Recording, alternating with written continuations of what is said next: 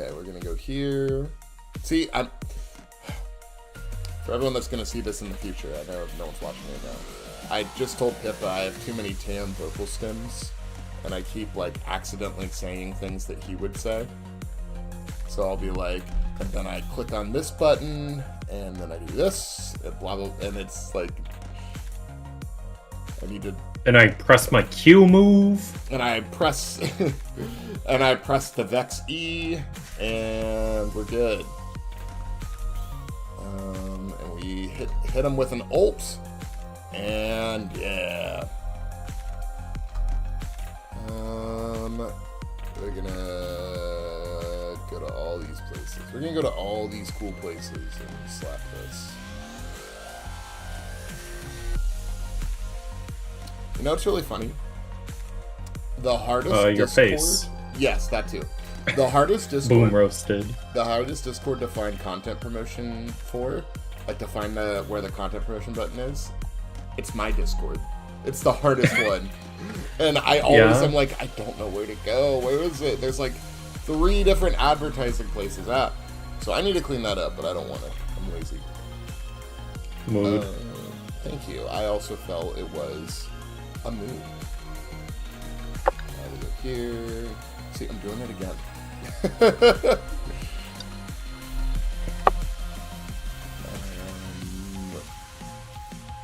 Any other spots? I think I hit all the big ones. Here, we'll dump it on Facebook. Why not? Why not?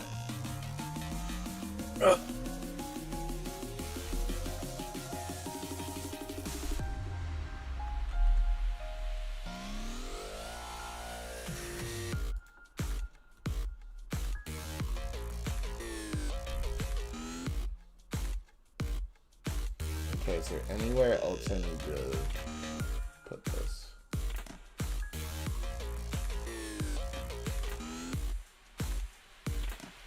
Reddit's so much work. Fine, we'll do Reddit. I guess I'll post on Reddit.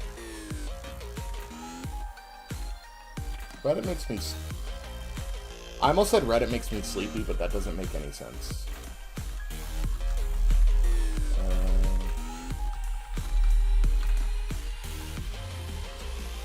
It's really just that I have to put a title in whenever I post on Reddit, and that just feels like so much extra work. You know what I mean? It's just so much extra work. Who added me? Oh, I understand. I'm talking to myself. Oh no, Pippa's thing crashed. Hi, Marvin from Undefeated at Locals. I'm so glad you're here. Welcome in. Welcome. I'm so glad to have you.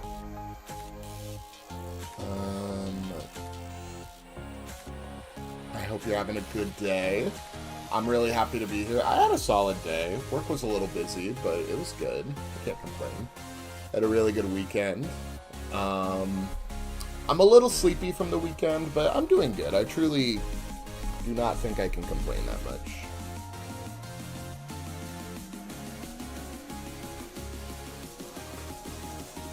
With how much fun I had this weekend doing a bunch of stuff, I can't complain about being tired. It was worth it. The tired is worth it, you know? How are you? You doing good, Marvin? I hope your life is going well and all that jazz. I hope life is good. I love it when life is good. Things are interesting. Things are always good when they're interesting. And she's gone. She'll be back. Sorry, I'm pulling up the string on my phone so I can have chat up while I do other things.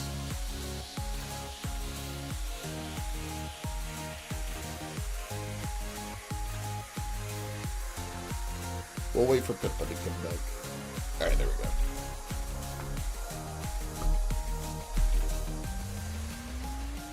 Is my phone charging? Yeah, while Pippa waits to come back, I don't think my phone's charging, so I'm going to clean the charging point real quick. We're going to be dorks real quick and clean our charging port. Everyone get out your pocket protectors.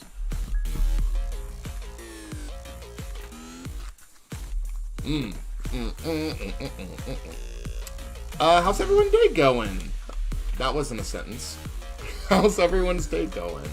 I hope everyone's having a good Monday. I'm having a solid Monday. I worked today, and I ate some barbecue for lunch, which was nice. This weekend I had a really fun time. I played a lot of card games this weekend, and that's really cool. I played in a 4-round Riftbound Locals. Went undefeated, which was cool. And then I guess I got 6th place at some local championship, but you know, that's not that exciting, I guess. Hello, are you back?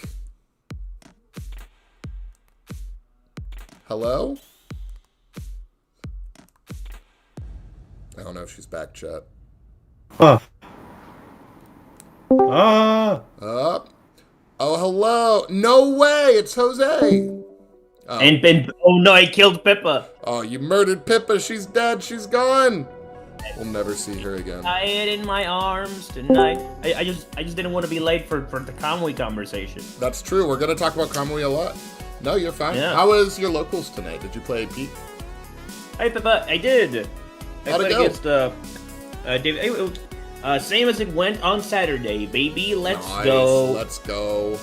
You played I played against against David. David's Violante, and he was Daviding it up, dude. Dude. He was he was doing like recoup time, game life. Bro. Is David coming this weekend? He is. I wanna speak to David more. Yeah. He seems like a good vibe. I am super true. down to speak to David more. I good enough intro to Hero 2 for what Pippa said. What Pippa said, and then I threw your face on there just because. I'm actually looking at Pippa's stream. Pippa stream? Yeah. Pippa stream. Pippa stream. I thought Pippa sad. I didn't know Pippa stream. Sometimes. Sometimes, hell yeah. Alright. Um, I believe I'm ready whenever you are. sick. I am cleaning some dust out of my phone real quick so it can actually be charged. And then I am Nice. good to go. Just let me know when. Yeah, we'll do. So you played against David's Biolante. What else did you play against, Jose? Ryan was trying out his King Ghidorah stuff. Nice. That was fun. And I like then we Ghidorah. played a little bit of Commander, and we talked about just like whether bringing to Saturday, what we're thinking of bringing to Saturday. I told them I already kind of didn't have to care before. Now I double don't have to care. That's true. So I'm probably just gonna play 54 Godzilla. Be like, hell yeah. Be like, hell yeah, baby. I still like it. Yeah, that's so tight. But also, I'm interested about thinking about maybe making a Hero 2 deck. What? What? What a segue. Making a Hero 2 deck? What? What's that I just don't know of format? anyone. I just don't know of anyone that can give me an introduction to Hero 2. It doesn't have to be fantastic. No, If it only doesn't. someone could give me an intro to Hero 2 that was good enough. Like, it doesn't have to be a perfect introduction to Hero 2. Like, it doesn't have to be the best introduction to Hero 2, but what if it was just an introduction that did the job, got it accomplished, Yeah. you know? A job that was fulfilled. But who can do that for us? Who could do that for us? I think Pippa could do that for us. I don't know. I know. I don't know. I might be able to. Excellent. But Pippa, when did you get here? Okay, I am oh, now... all the time. Pippa, I'm always here Pippa, in your you're walls. here? That's crazy. Okay, I'm going to Yeah. transition to this. Pog? Paul is Pog? going to transition. Pog? Yeah, I'm gonna Pog? transition. I am. It's the Same pink. brain cell, Pippa. It's the. Same brain cell. It's the pink headphones. Okay, here we go. We're gonna do this. They're beaming the 5G right into your body. That's true. That's true. Okay, and then we're gonna. pop Beaming the this out. testosterone right out. Yeah. Okay.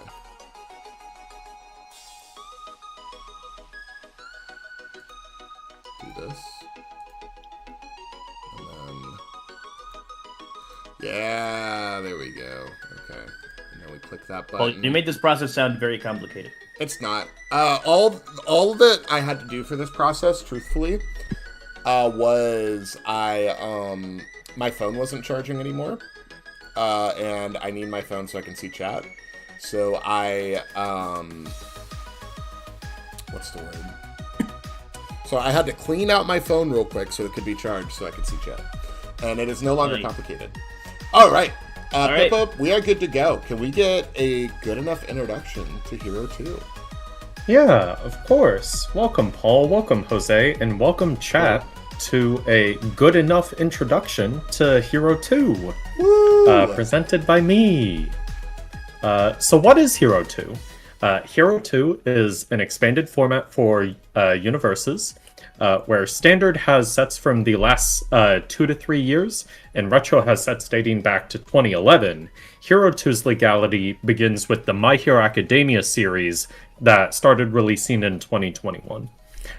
This strikes a really nice middle ground of the format being more powerful than Standard, having more things to do, but being easier to get into than Retro.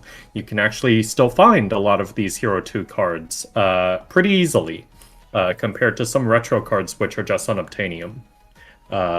And not only that, but the format has 2 very notable differences that give it a unique identity compared to the other primary UVS formats being Standard and Retro. I do also want to put a disclaimer that the format is super wide. There are lots of cool options, cool technology. I'll be going over the biggest things to keep in mind, but it won't be comprehensive. And double disclaimer, My Hero Academia Set 1 is the most impactful set added to the format when coming over from Standard. So if you ever get like a free afternoon and just want to browse those cards, that'll help immensely with your journey getting into this format. If you want to have a heart attack, just look at the zero divs from MHA Set 1, actually. Yeah. So for example, if I wanted to get Queen of the Monsters, that would cost me 20 of my dollars. If I wanted to get the original Queen of the Monsters, Twisting Azure Inferno, that's like a 50-cent card. That's true. And banned. And banned. Well, that makes me sad. Maybe this format sucks, guys. Speaking of zero diffs, though, Jose, What? Hero 2 versus Standard, let there be zeros! Whoa, there's so many! The biggest difference between the Hero 2 format and the Standard format are the amount of zero diffs available and the actual power level of these zero diffs. There are in My Hero Set 1 and then throughout the MHA series, the power of zero diffs was pretty dang high. Mm-hmm. So this allowed decks to always have options to run them and fill out their difficulty curve. In practice, what that means is that builds are much more consistent. Instead of building 3 guaranteed and then maybe a 4th, maybe a 5th, you're usually building 4 guaranteed because of the 0 at the end, and then maybe a 5th and sometimes 6th, right? I forgot how good requesting was. Yeah. Yeah, that card's So, games in Hero 2 will be much more consistent and faster paced than in Standard just because of the consistency offered from the builds. There are also a few decks that aim to abuse the number of zero diffs in the format, primarily on the Chaos symbol, where sometimes you can just run like 16 zeros and build your entire hand every single game. Yeah. I also want to note, as a knock-on effect of there being so many good zeros in the format, the power of stun is actually kind of decreased within this format compared to Standard, because not only are there a lot of zeros, meaning builds are more consistent, but a lot of the good zeros are stun hate. So it makes stun just as a strategy a little bit worse in this format, but it's still viable, but it is something you got to keep in mind. Yeah, everybody remembers what it was like to look at a board with both it can't be fixed and keeping Ares safe, right? Yeah. Like, it's legitimately, if you press that button, what are you doing? Like, what are we doing? It just feels so bad.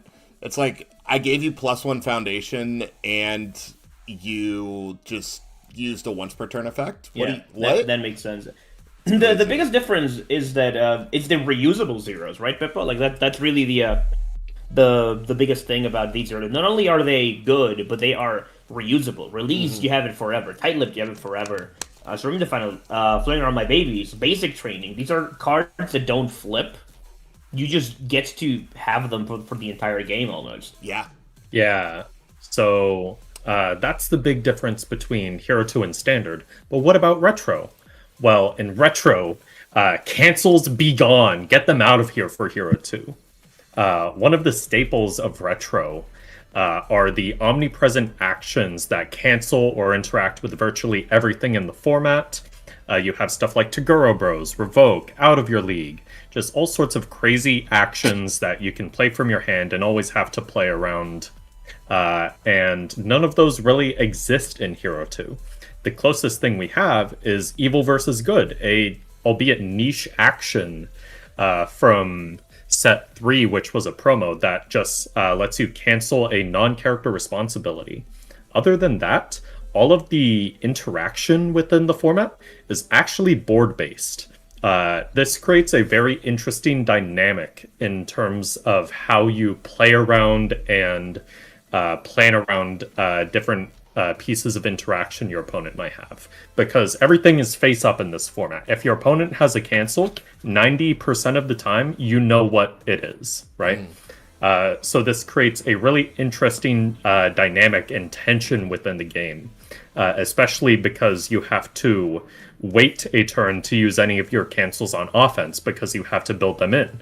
Because let's say you have a Bachelor arrives, you have to build it, wait till end of turn, build it down, your opponent gets a turn, and then you get a turn before you can fully unlock Bachelor arrives on your offense. Compared to Retro, where you can Toguro Bros on offense, you can Revoke on offense, and these abilities to just tear apart defensive boards don't exist as readily within this format.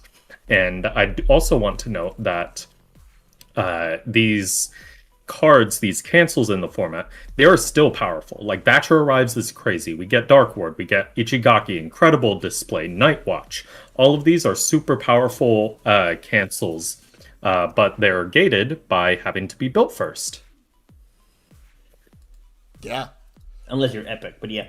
Yeah, for sure. Yeah. I think and next we have a format identity, which is that keyword traits matter. This is something that doesn't exist a ton in the current standard format. It's kind of been phased out over the last few years, but the My Hero sets added a ton of keyword-centric synergy cards, and they often form archetypes. So just keep this in mind when building your deck.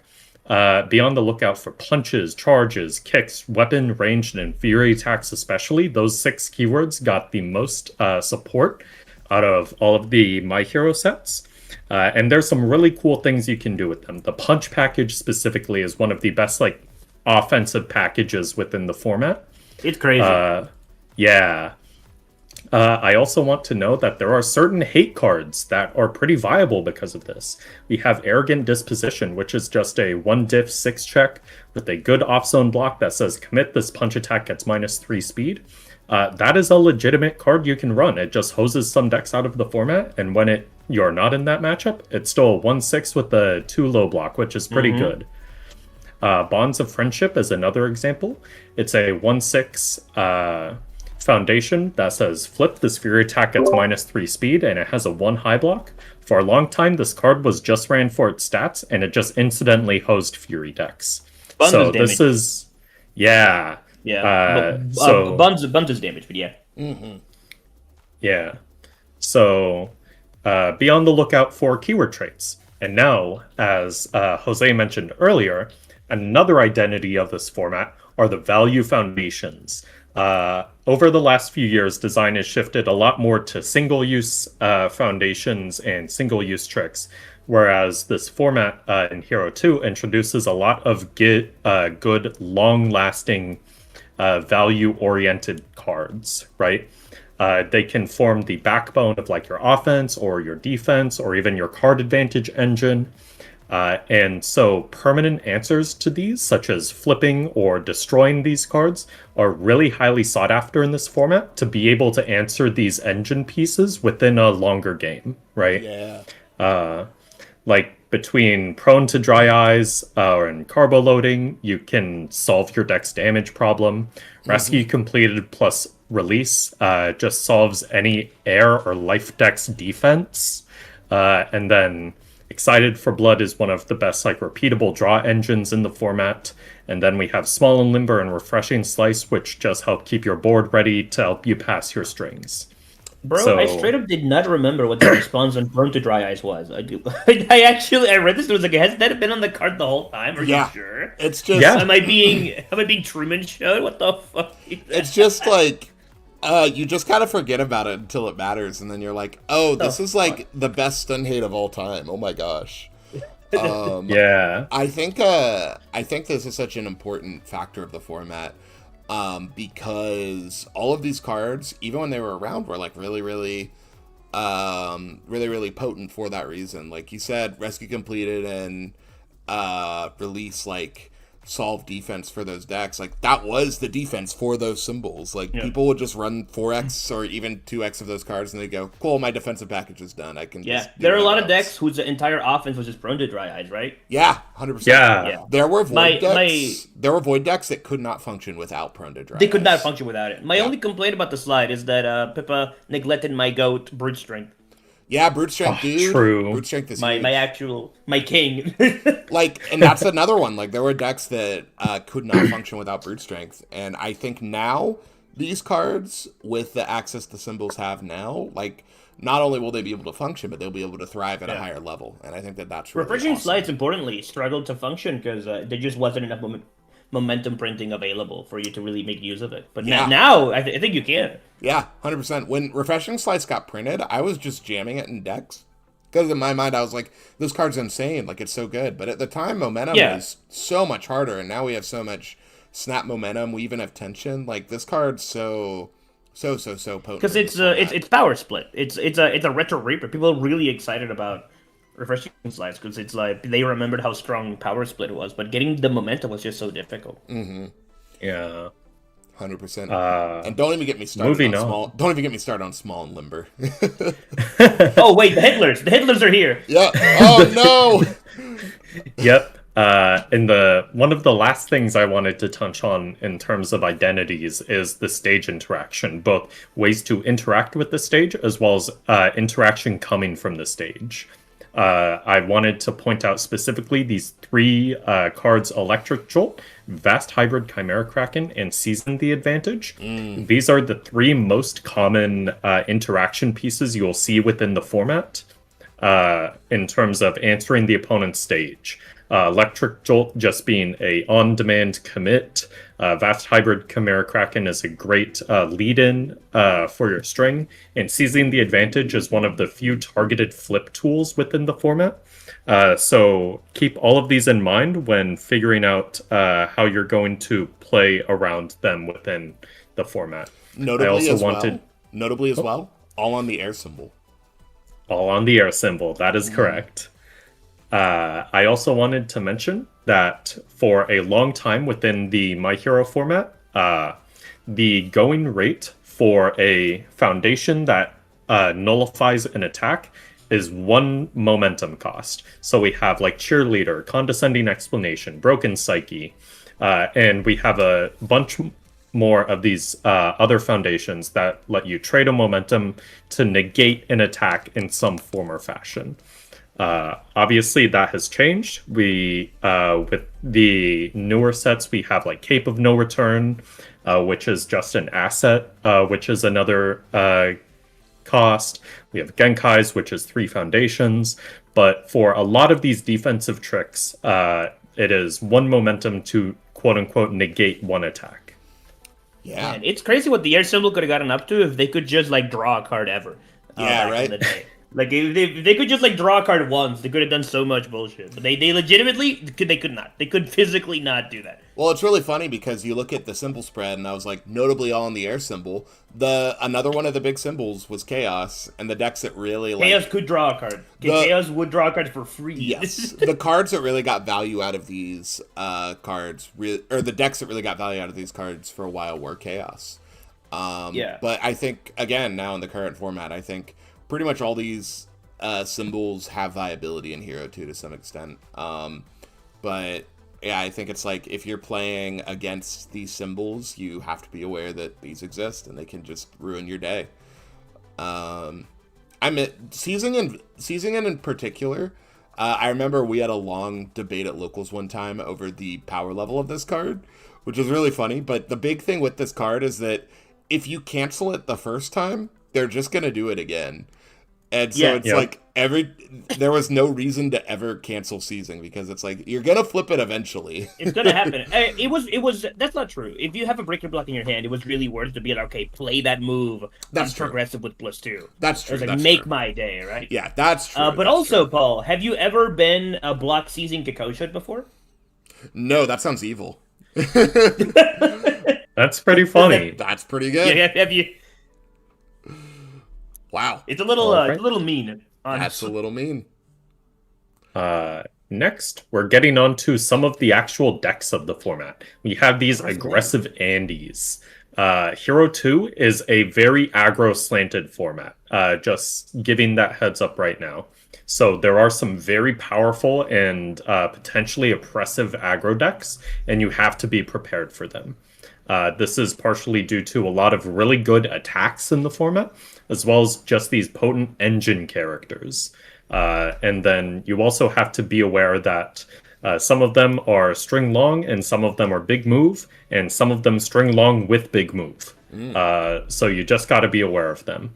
I have a spread of characters, 2 from each hand size. We have Mikasa, the AOT 3 Mikasa that just draws through her entire deck. We saw it's basically the Mikasa that was feared going into this year's Worlds, where you get like Dual Needle Lunge and Anchor Toss and all these cards that clear themselves. We have Nomu, which is just kind of like big move guy. All of his moves are for 10 plus damage, and so he will just kill you if you don't block. We have Mina Ashido.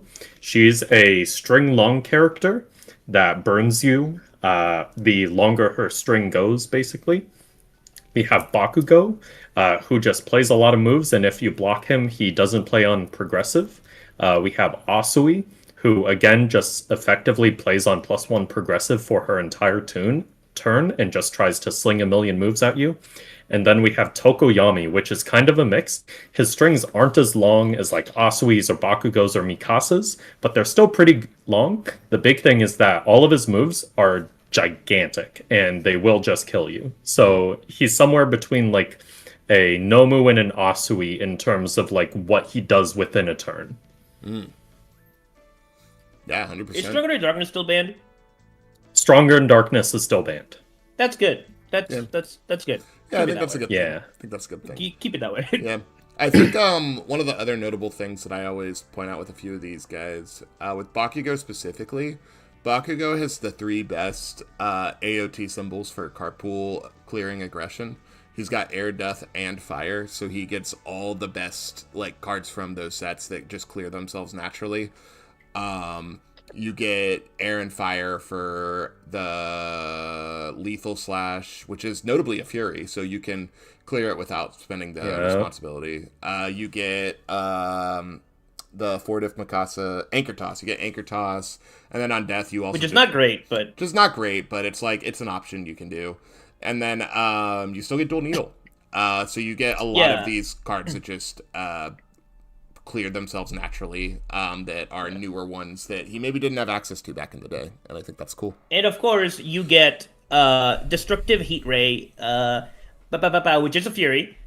You Yes. get Jaw Titan's Bite. Yep. You get Jaw Titan's Bite for for 6 attacks. A hand Oh my size God. become attack. Yeah, right? that's insane. You get Jaw Titan's Bite.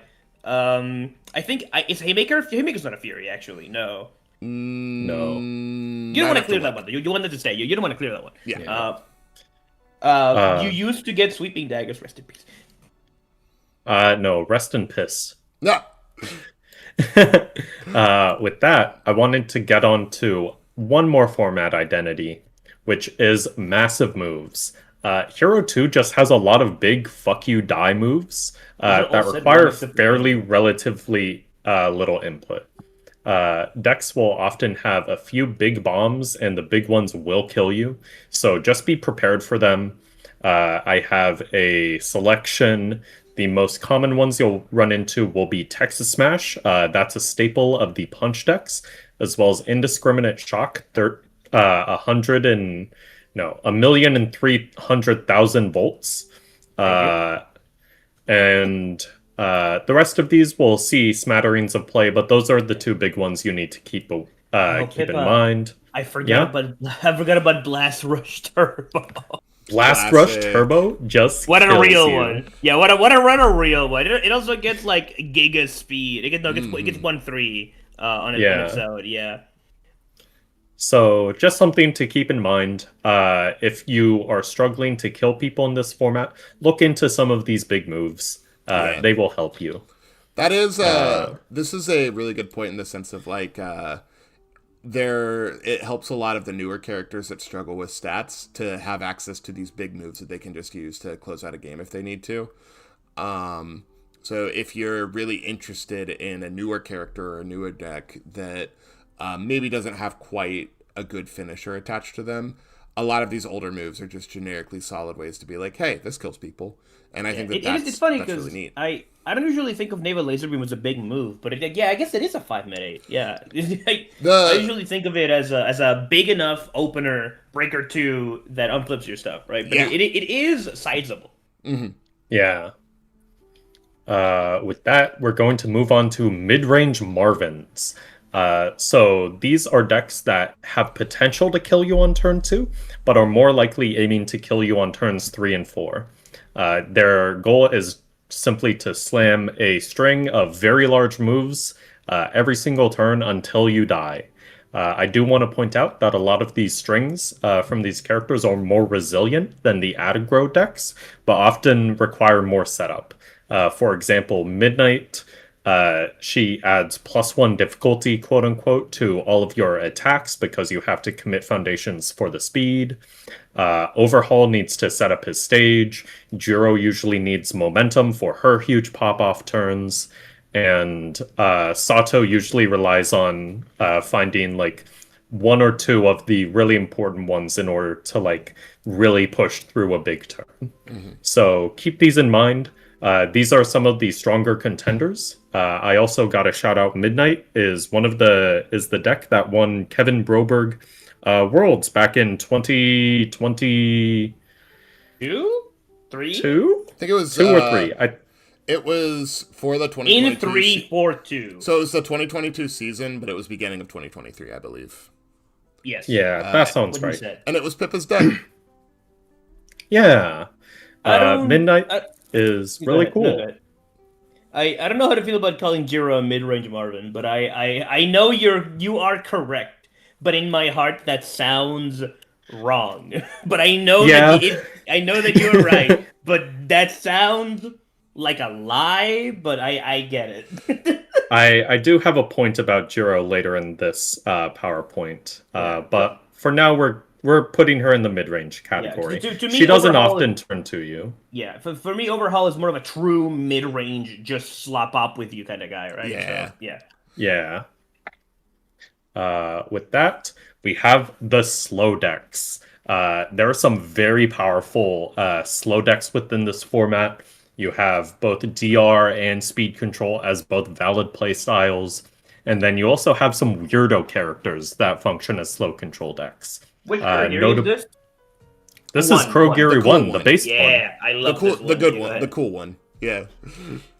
Yeah.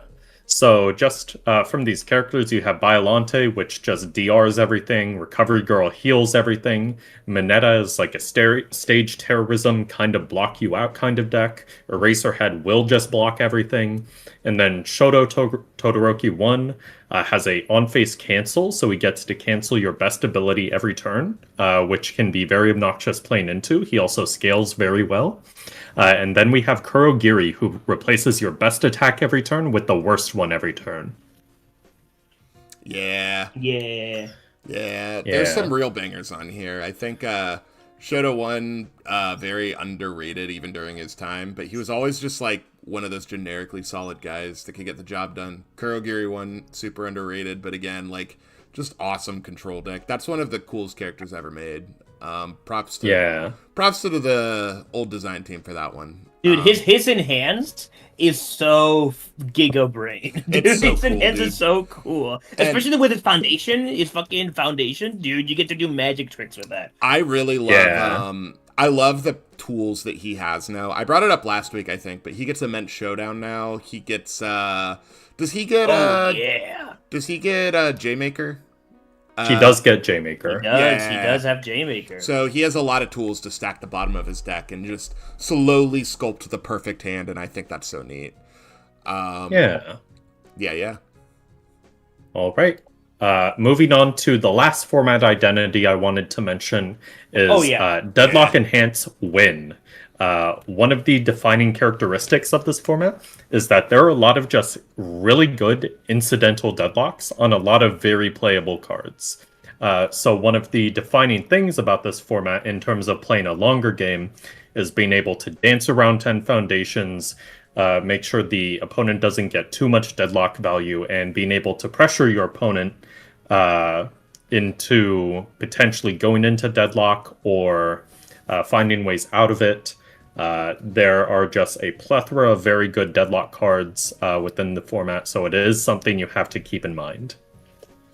Yeah, I think it's very notable on that same note. Like, you said a lot of them are playable as well. Like, these cards, like you kind of already said it, but these cards would just be casually in decks, and then you would just accidentally be like, oh, I guess I win the game. Like, Ice Storm was one of the biggest contenders of that, I feel, where, like, Chaos decks would just have Ice Storm in as a solid defensive piece that they would sometimes use to end games. And then if you went into Deadlock, it's like, oh yeah, and you can't touch the speed, so deal with it. And Look, the thing about Ice Storm also is that if you play it as your last move, it is unblockable because Yes. you are holding attacks. Yes. It's a 4/4 powerful 3 unblockable move Yep.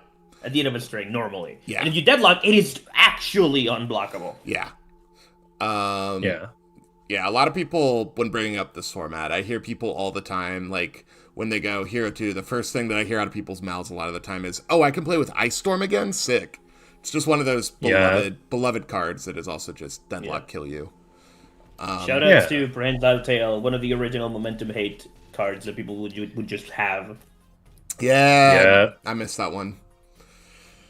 With that, I just wanted to briefly at the end talk about some notable characters and some notable non-characters. So in this slide, I'm just going to briefly go over all of these characters and just tell you what they do. Starting off with the 5-handers, we have Nick Reagan. The big thing is that he is gated by how many good enhances are in the format. And in this format, there are a lot of really good enhances. So he is like a premier 5-hand size aggro kill you guy. We have Scanlan Shortholt. He gets to notably run 4 evil versus good with the straight face, so he'll always have the response cancel, and then he gets Summon Dark Shadow and Dark Shadow Ruin to play out with his actions, and just do all sorts of fun stuff. We also have Fourth Kind, which is like an aggro-ish, mid-rangey type guy. His big thing is that if you're at 6 or more foundations, once per game he gets to stun for you. So you always have to keep that in mind, especially when building around building in the early turns, to make sure you don't accidentally go to 6 and then get owned. And also, you lastly, can't block their first move. You can't block the first move, yeah. Or you die. Next, we have for 5-handers Ochako 2. She's another premier 5-hand size aggro character. She gives all her moves speed, and if one of her moves connects, she gets to basically replay it for free. So she is almost gives like echo to your move that hits. So she can just blow people up very, very easily. Notably as well, if you are concerned about losing to Tim Keefe in this format, just play Ochako 2. You will never lose to him. Or Nate. Or Nate, yeah. They can never beat that character. Moving on to the 6-handers, we have Ryukyu. There are a lot of very good momentum outlets in this format, and then she can always just do the kill you plan. Miro Togata is another like aggro type character. Notably, he gets to use all of the good punches within the format. as well as just being very popular. If you go to a Hero 2 event and David Toombs is there, he's probably playing Mirio. People love this guy, yeah. People love Mirio, so something to just keep in the back of your head. Toga 4 notably gets access to so many characters in this format. She is probably the highest ceiling deck in the format, but the big thing is that she is very inconsistent. But sometimes you'll get those turns where you rando Spirit Gun, remove 2 Nomus, and everything has plus 1,000,000 damage. Last on the 6-handers, yeah, we have Koji Koda. This guy just doesn't play on progressive difficulty, and he draws 1,000,000 cards. He uses Tasty Riff and Hunter's Ally incredibly well, and he is just kind of like a off-brand. He's like a off-meta 6-hand size, kind of aggro, kind of mid-rangey, draw a lot of cards, play a lot of moves guy. Moving on to the 7-handers, I also have to shout out Mina 1. This character has some cheese associated with her. Her response is that after she checks a card, she can play it as her next form without checking. So you run her with a lot of the big Attack on Titan attacks. You check a 4, and then you play a gigantic like 8/8 as your next move for free, and she cheeses out wins like Colossus' Thermal Blast. Me when I check Colossus' Thermal Blast. I believe that actually got banned because of Mina. Correct me if I'm wrong. Is that one banned in this format, or is that legal? Only in retro. Interesting. Never mind. I thought that was banned here. Yeah. Then yeah. I think Thermal Blast is not allowed in Hero 2. No. I do not know specifically. But it's not because of Mina. I think it's because of both Mina and also Recovery Eagle getting a throw. Oh sure, yeah. Yeah. But yeah. Next for 7-handers we have Denki Kaminari. He has response once per game after your charge attack deals damage. Take an extra turn. So he'll usually build for 2 turns and then blow you out with some gigantic, massive string. Take an extra turn, do it again. And so he's someone who is not super popular, but is a lot of fun and someone you should be aware of. Next we have Momo Yasurozu 2. Oh, that's the wrong Momo. No, she's the good one, because she says, first form, build 1 massive mutant machine from your hand, and gain 1 health. So she is one of the premier massive mutant machine abusers in the format. And that's it. She just builds the big one for free every turn. I mean, yeah, that's true. Momocho can do that too. It just takes a little bit more grease, but yeah. Yeah. You mean yeah. Notably, Momo 1 is banned. Yeah, Momo 1 is banned, notably. Oh, I forgot, Pippa. That's true. Yeah. Nate is not allowed to play this format. Yes. I forgot. That's what it is. Okay, fair enough. And then last character I wanted to make a special mention of is Ymir from Attack on Titan. This format has Ready, Get, Set, Go. It has a new training method. She's able to just build 1,000,000 foundations very quickly, transform very easily. She has a lot of tools to cut down her health, to heal it back up, and then just kill you. So this character gets a massive glow up with the tools introduced within this format, and is definitely one of like the premier like turn 3 aggro 7-handers. Lastly, I wanted to talk about some other really important non-character cards. Starting with some attacks, we have Freezer Burn. This card is just uninteractable. It says response, destroy a foundation. After your rival plays a non-character ability during this attack, cancel it. So if you're able to slap some stats on this one, it will just kill the rival, and there's nothing they can do about it. That's a random card for some reason. It also is a 3-diff. We have Command Pigeon Flock, which is Hunter's Ally before it was Hunter's Ally. Notably, it only builds an ally foundation, so you cannot use it to get Team Hero. But in combination with Hunter's Ally, it gives you basically 8 copies of it, allowing for a lot of really big consistency within ally package type decks. IER, dude. IER. Yeah, instant explosive release. You won't see this one too often, but this is one of the big high roll enablers within the format. It says, if your first attack this turn dealt damage, it sends itself to momentum after it resolves. So you play something that hits, then go instant explosive release, send it to momentum, and now suddenly you'll have a momentum and -1 progressive difficulty on turn 2, and can do whatever you please. You won't see this card a ton, but it does enable some really premium shenanigans. The really big honeypot you have to watch out for with instant explosive release is the air decks that play Electric Jolt. They're going to play Electric Jolt as their first move to guarantee that it hits, and then they're going to chain instant explosive release to pump him into momentum. That was a very classic Juro 1 trick specifically. Just as a way to get her momentum early. And then you would go the 2-check, attack, draw, stack, 2-check, stack, draw, kill you. Yeah. So if you're playing against a air deck that's running Electric Jolt and they just play it on as their first attack, just be aware it might be a trap. Maybe you don't want that Electric Jolt to do. You are not safe. Yeah, maybe don't let that Electric Jolt deal damage if you have a way to stop it. Yeah. Last attack I wanted to mention as well is Tasty Riff. This is a 2-check. Oh no, scary. But it is one of the best draw engines and consistency tools in the format. A lot of very good characters play this really well. So just something you got to keep in mind. Make sure you hold your high blocks for it so your opponent just doesn't outvalue you.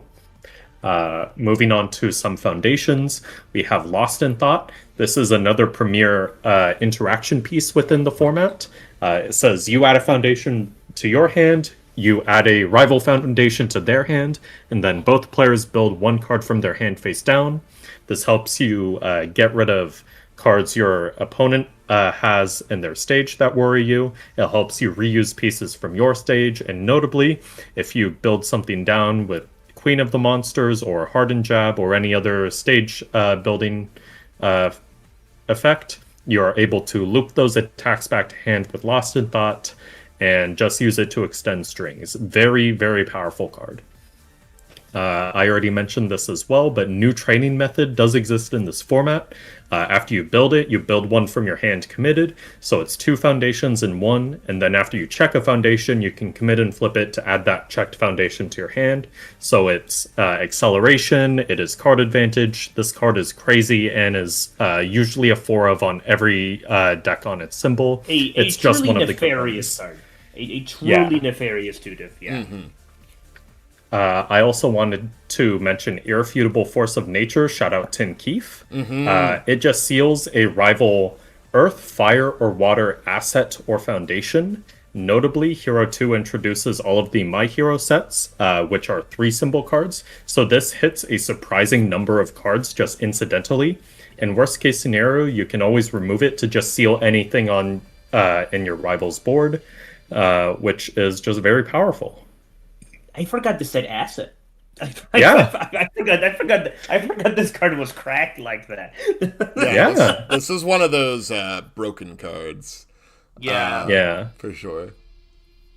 And then the last foundation I wanted to mention is Petty Squabble. This is a more niche card, but it has very potent effects. It just does a lot of things.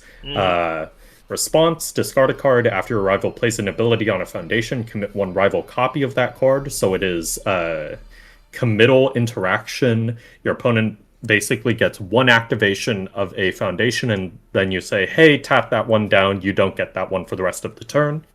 And then the low-key part of the card is enhance, commit your character. Both players discard 2 and draw 2. This is really good on characters that don't do anything on defense, so you're able to play out your whole hand on offense, go to your rival's turn, they try to attack you, you just commit your face and draw 2 cards since you have nothing to discard, basically giving you +2 hand size. This card also has some very funny loops with characters like Kamui Woods or Asui 3. Kamui mention, Woodman mention. Any characters that ready themselves allow you to reuse the Enhance on Petty Squabble since it is not once per turn, giving you a lot of really powerful filtering ability. One of the most messed up things you can do with Petty is when your opponent's trying to kill you and they have only 2 cards left in hand, you can be like, those 2 attacks, they're gone. Find something else. Bye-bye. Yup. It's so strong. The other notable thing about this in the extended format, again, I think I brought this up before, but Petty Squabble doesn't mean after you play an ability on a foundation in your stage, if you like discard a Bing Bong, and like you have a Bing Bong in your stage, you can play the ability on the Bing Bong, and then they go, actually, you commit all the ones in your stage as well. So like, if you built 2 loss of consciousnesses and then you use an ability on loss, they can go, actually, all your losses are now committed. So that's something to keep in mind as well. If you're playing a Bing Bong deck, or if you're going against one and you want to tell them, hey man, don't do that. Yeah. Lastly, we have some non-attack, non-foundations. We have Sports Festival Stadium. It is a terrain, and the big part of this card is response commit. After your rival blocks your attack, discard their block and draw 1 card. It's card advantage, and it gets around all the block tricks in the format. This is one of the good ones. This means you cannot breaker me when I kill you. It means you cannot showdown me. You cannot airy smiles me. This card just makes it very difficult for your rival to play around your offense. It protects your throw from page shield, right? Like it protects it from all the kind of nonsense.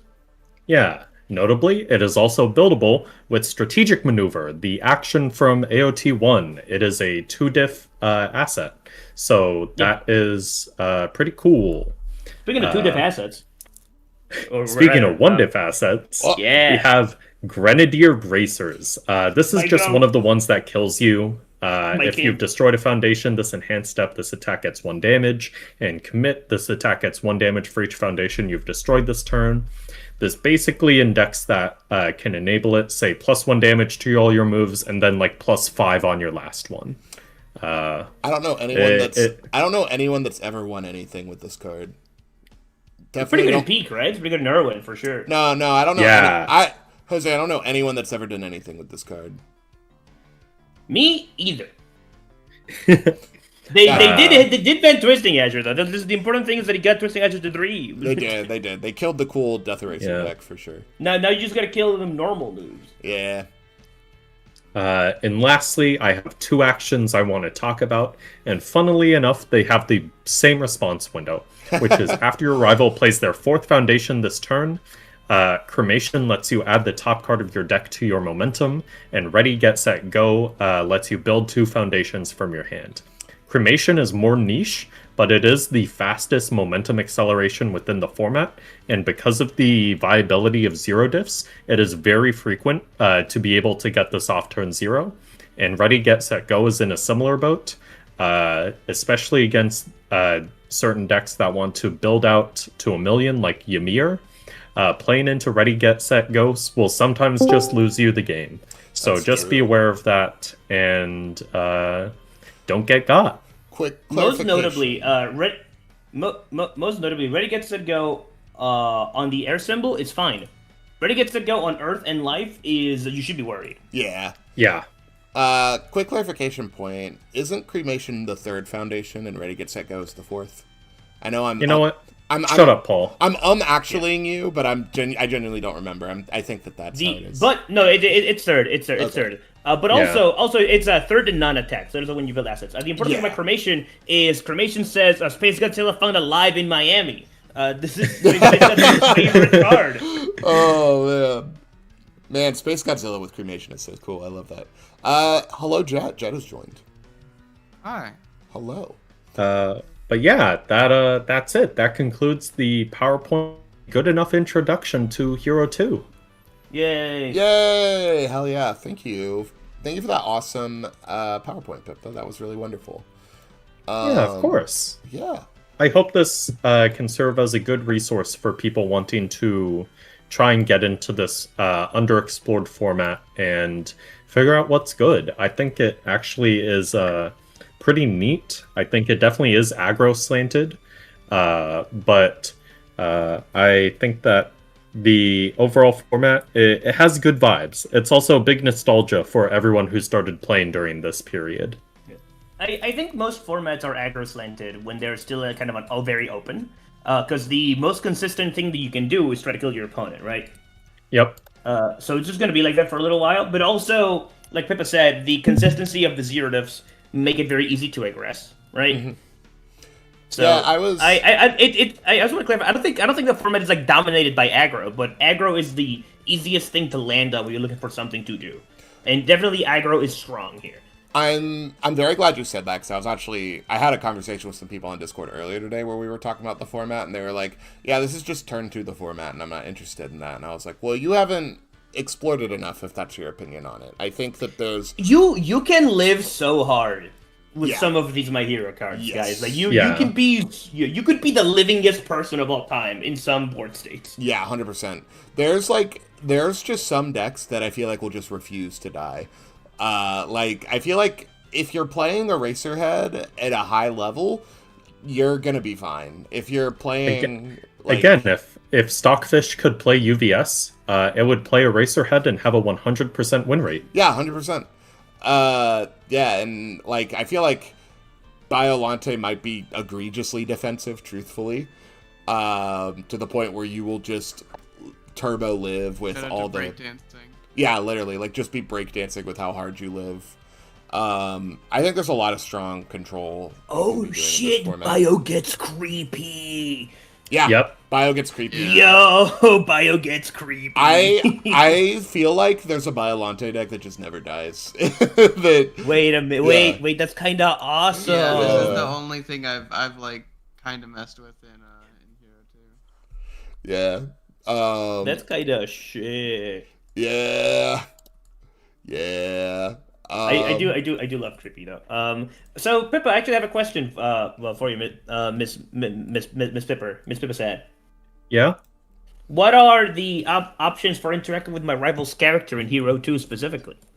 So there aren't a ton of them, but there are a few options. There's There is definitely Blood a Curdle. couple, right? Yeah, there's Blood Curdle from set 2, which is form commit your rival's character. Is it commit or seal? I don't remember. Commit. It's commit, one commit, of those commit. So it definitely doesn't work on some characters, right? Yeah. You get Scanlan's Hand, which is standard playable. There's an Megalomania, AOT yeah. card that does it. There's Megalomania.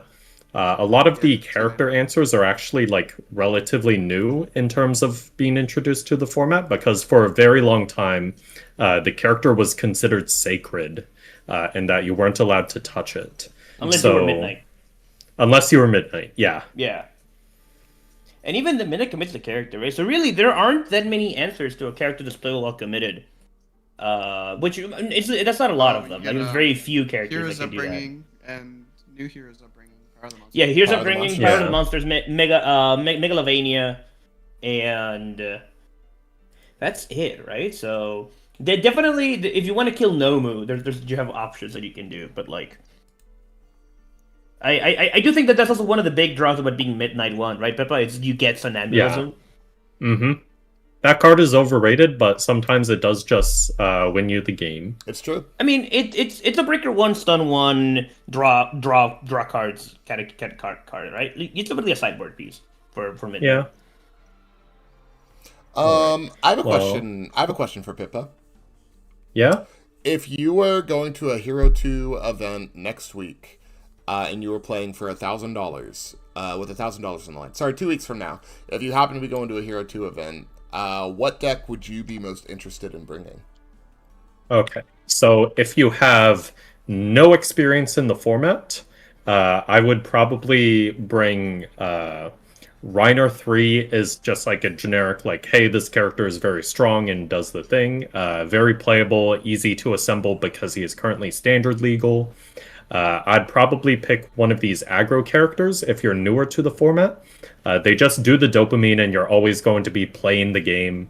But personally, I would be taking Midnight. I think this character has the consistently largest moves with the still having potential to string out. And she just finds the gas because she gets free mulligan every turn cycle. Does Midnight get Chivalrous Charge? yeah. Yeah, on all. Yeah. Oh, that's fast. Oh, that's a fast move. 8 low 7. Does an 807? That's pretty good. That's pretty good. Heck yeah. Jose, Yeah. if you were... Also, if you're old, you should definitely just bring your favorite standard deck from back in the day. Yeah, 100%. Yes. With Absolutely. maybe a couple adjustments to it, but you should just bring the nostalgia feels, because something that is actually going to help you a lot is just experience with the cards you're holding, I think. Yeah, 100%. Yeah. I do want to point out one last thing. All Might 3, he is one of the only deck in this format that actually tries to kill you on your own turn, with cards like Rising Uppercut and Aerial Kikasho. Oh yeah, Uh, Rising Uppercut plus 5 damage. Yeah. Yeah, so be in mind of that. All Might 3 is really good in this format, and be prepared to die on your own turn. Send low attacks, everybody. Send low attacks. Yeah, send lows. Yeah. What I was gonna ask next. I was gonna ask you guys as well. If Jose, if you were going to a Hero 2 1K in 2 weeks and you wanted to win it, what would you be bringing?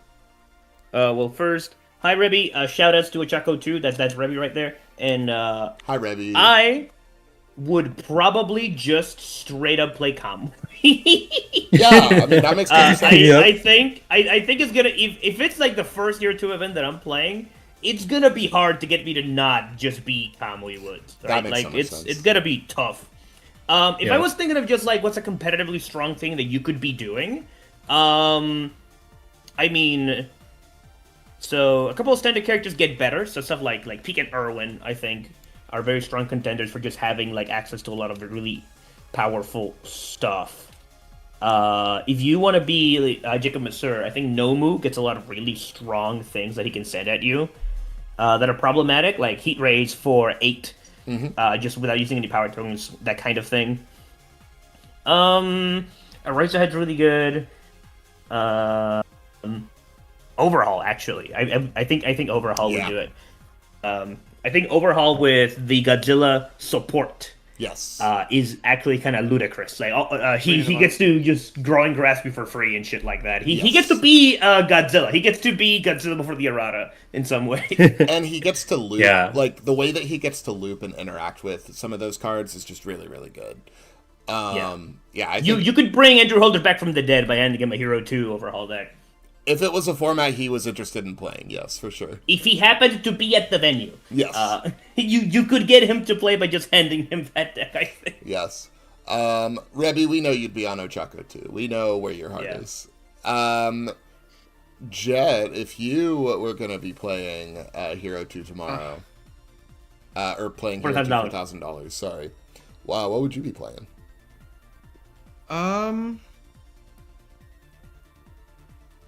Currently, the only deck that I actually have built is a Biolante list, and that's like just stuff I have. I think if I had time to sit down and try and build something, maybe like a Racerhead or Midnight. I want to play the characters that people think are cool that I haven't played with. Since most of them. 100%, yeah. Yeah. I think you would enjoy Eraserhead a lot, honestly, if you put the work in on it. Eraserhead is Jet Core. Eraserhead is like the most Yukro character ever. From what I've Yeah. seen and done in retro, he is quite cool. Eraserhead, the Eraserhead mirror is maybe one of the funniest things that I have ever been a part of, Jet. The Eraserhead mirror of just being like, I'm gonna look at you, but I'm gonna look at you, and then you just be like, okay. Oh, it's so funny. The fucking erase quick draw that happens is unbelievably funny. Oh my god. My favorite thing about Also, my funny interaction is I like that Scales of Juno cancels arrays. it sure does. It sure Strike does. for Yeah. effect.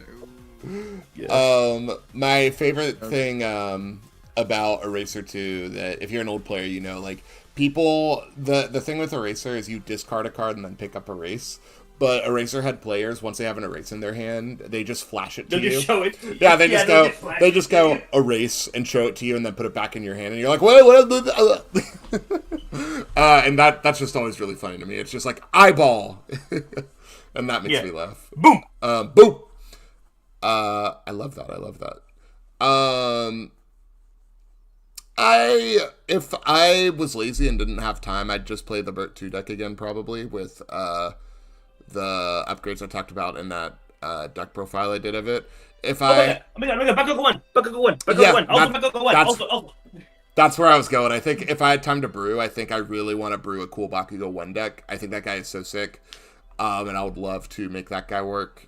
And then just old characters that I really, really like. Man, I love Nejire 1. I'd love to play Nejire 1 again. and I'm sure there's cool Nedre 1 builds right now. And then, man, I played a lot of Denki back in the day. I love Denki. I think Sato would be really fun. I loved Sato a lot. I know Pippa's really into Sato as well. But Sato is very cool. Earthbreaker is just Sato response. oh, you know what I would do? You know what? I would play. We touched on it a little bit, but I'd play Kurogiri 1. That guy's so cool. That guy is very cool. Yeah, I think Hero 2 Kurogiri 1 would be so fun. With If you that, want to be sold on Kurogiri, read his foundation. Yeah. yep. I gotta skedaddle for now. Thank you very much for hanging. Thank you for giving me the time to talk about this pretty neat format. And I hope this was insightful to everyone. Hell Thank you, yeah. Peppa. Thank you, Peppa. We appreciate you as always. Yeah, of course. Later, friends. Goodbye. All right.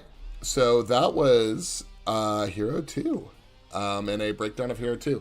We said last week we would be oh no, Jet left too. It exploded. Jet exploded. That's okay. The jet blew up. It's crazy. Womp womp. What was I saying? That's Hero 2 as a format. I think Hero 2 is really interesting. And I think it's a very unexplored format. I think there's a lot of naysayers on it right now. And I think it is really just try it. Just try it. You know, like it's... Yeah, give it a shot. Yeah, just give it a shot, man. And it's kind of like a Krabby Patty in that you might like it more than you think you do. Yeah. After we do our final round discussion, if you're down, I might want to do a Hero 2 game or two with you, if you would like, Jose. Yeah. Hell yeah. Let's do it. Yeah, so we're gonna transition now.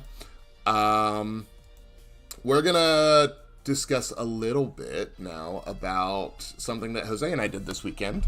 We went to South Carolina. We drove up to South Carolina in a van at 5 a.m. in the morning, and we went to the final round LC. And we played in the local championship, and it was a great time. And we had a lot of fun. It was wonderful.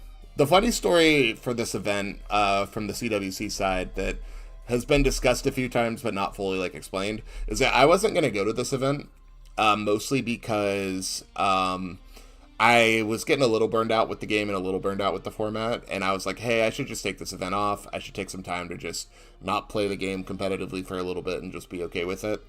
But then the worst thing imaginable happened to me. I hung out with my friend.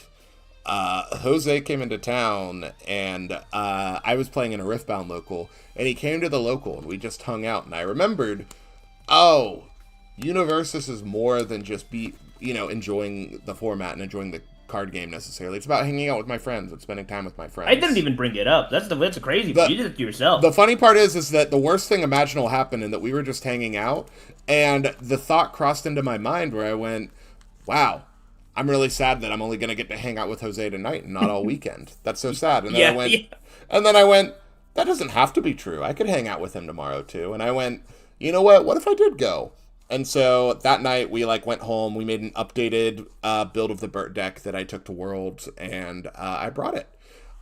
So we made a couple mistakes, but that's life. Yeah, there were a couple deck building mistakes. I think that I have a lot of issues with that deck, and we'll talk about it. It certainly performed better than I thought it would, which is cool. But that is not the star of the show, I think. I think the star of this LC would be Jose, who had an incredible run with Peak Finger this weekend. Do you want to tell us? Yeah. Do you want to tell us about your run a little bit and tell us about the deck a little bit? Sure. Let's see. If I start streaming, will you be able to stream my stream? Yes, 100%. I would love to. All right. So, give me 1 second. I want to find something. This is probably worth it. Okay. 3, 2. Huzzah! I will let you know once chat can see it. We're gonna do this.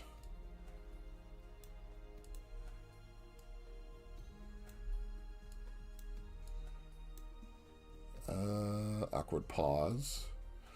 Dramatic pause. Dramatic pause. Is it working? Oh, excellent. It's working. Didn't this weekend also revive your opinion of the format? Yes, it did. Yes, it did.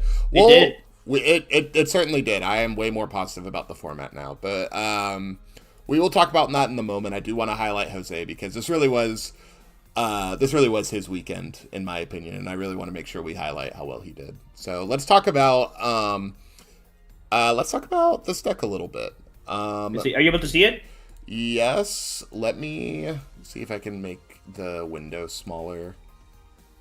Oh, I see. Yeah, just the size or something. No, I can do that. Hold on. If we do that. I'm going to take away me, maybe. Hold on. That's sad. I know. No, it's okay. We do this. And then maybe if I just, like, go... Yeah, so I'm going to go down here so we can see the deck list. And I think we need to... I actually have a great idea. Hold on. We're going to do this. And then we're going to do a little zoom. A little bing, a little bong.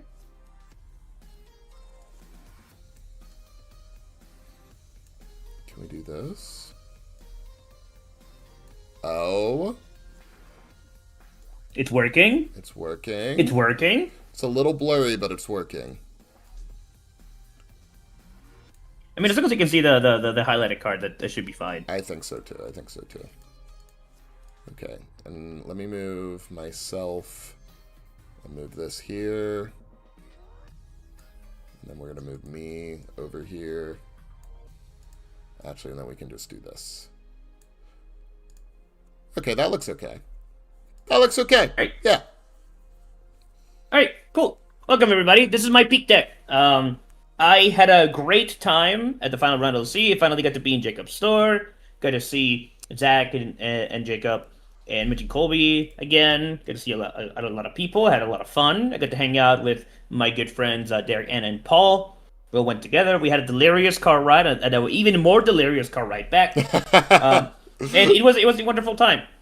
So I want to talk a little bit about this deck, a couple of the interesting choices that were made, and why I stand by them. So, going into the format, the main thing everybody was worried about is Reiner. Everybody was worried about Reiner. You need to have an answer what Reiner is doing. So I went, Peak can put a lot of damage, specifically versus Reiner, because not only is this a +3 damage character, Reiner is a Titan. So you get the bonus flavor tax on anti-Titan artillery, but you get to burn them for 1. And very importantly, +3 damage and burn 1 is not +4 damage. It is better than that. Because if they partial block, the burn 1 is effectively a +2 damage modifier on that thing. So, the +3 +1 is really relevant just when it comes to doing math. And this deck specifically has the ability to send a lot of moves in a single string, not necessarily dunks. You can make some of them dunks, but it's just a lot of volume. So the +1 for artillery is really relevant there. So I set out to make a version of Peak that I wanted to play, and I wanted to try the Order Symbol, because I think Bloodsucking Universe is maybe the single best poke in the format. And we will talk about that a little later when it comes to why. And I wanted to have this move available, so I decided to make Order Peak. We started a little differently than how we ended up. I was first trying out an idea that I got from Tim Keefe, which is you get to use Rapid Fire Prism Beams, one of Batra's uncommons, that say if your character is committed, and we are, as long as we are on our second move, because Peak commits to build the top card of the deck, you get a power token. So, essentially, we are doing a little bit of a Reiner cosplay. We are trying to turn on United Front. Why? Because United Front is very strong. United Front is crazy.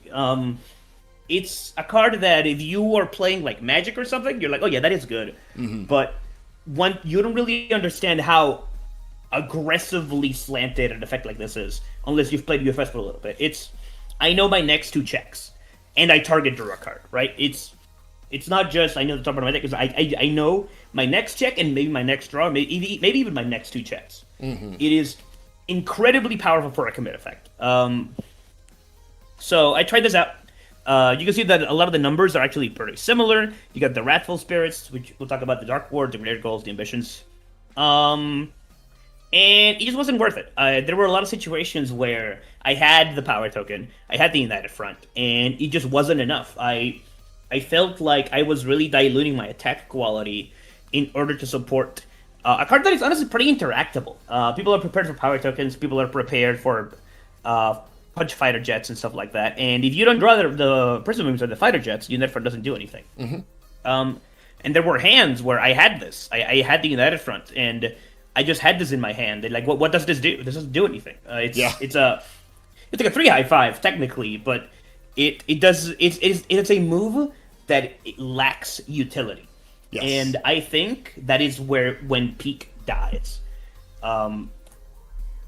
If you look at all of these other moves, even Warhammer, all of these other moves do something else than just be for 5 damage. And we'll talk about it later. So I kind of shelved this idea and I went, okay, so what happens if I cut the United Front and the fighter jets? What am I left with? What can I put in? And here's where we landed. So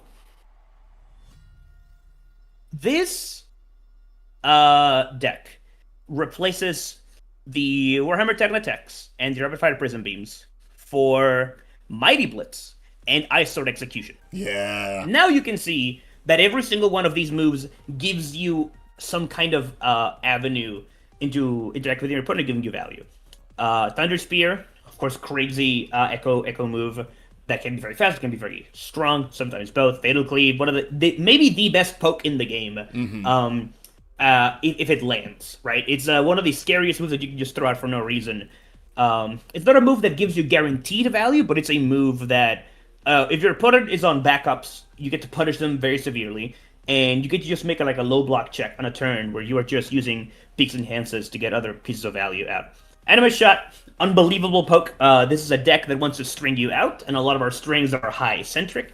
So Animus Shot either helps protect the high strings by getting rid of the high in their hand, or maybe even secures a low attack hit later on by being like they're holding lows, they can't block it, and then you get a low out of their hand. It also has the you blow out a backup utility that, while I didn't get to use it during the tournament, I know this is very strong. But I want to highlight that this is not in the deck as backup hate. The backup hate is just something incidental that is really strong. This card is just good without it. 100%. This is just a good card. I'm pretty sure this card's broken, man. Yeah. I'm pretty sure Ice Sword Execution is like straight up not fair. 5/5. It's a stun. It's a targeted stun of a card in their stage. Yours too if you happen to share a couple cards. But the fact that you get to shut down strong piece of interaction kind of wholesale is really good. And then it has a single-use powerful 10 that freezes a foundation. Yeah. Powerful 5 that freezes a foundation. And that's wild. That is so much damage in a character that gives 3 speed to stuff. Yes. Which is that's, unbelievable. That's even before peak damage if you really want to punish them. Which, I think one of the big skill expressions in this deck, too, is, like, when do you use peak enhance and when don't you? Like, I'm sure a lot of the time you just threw speed on it and were like, catch, and you only put damage on if you really need it, but... Yeah, I usually try to go into my turn on speed side. Yep. So I can go +3 speed on my opener, build a card. Yeah. And then I have a fast move with artillery damage. That... How do I put it? Peak has secret text, where the first move that Peak sends out is unbelievably scary, even if you do not pump damage into it. And that's because the first time Peak hits you, you lose a card. Yes. Thanks to the artillery. Guaranteed. Whatever your best card is, be it an asset, a foundation, you lose it. It is target committed. And that means a opening poke of Ice Sword. It's terrifying, because you're getting rid of probably their best foundation, and then you're threatening to hit a second thing off of an 8-speed move that stunned. Yeah. Yeah. Continuing on, Monster vs. Machine. I know a lot of people are going for the Breaker 3s, but I found that a Breaker 2 with a 1 mid block is kind of nice, actually. Yeah. The fact that the block on this card is so good kind of makes it worth running over those, at least in my opinion. And the blitz on it was very useful. You know, sometimes you want to start by committing a cape or something like that, and Monster vs. Machine lets you do that. Mighty Blitz, maybe.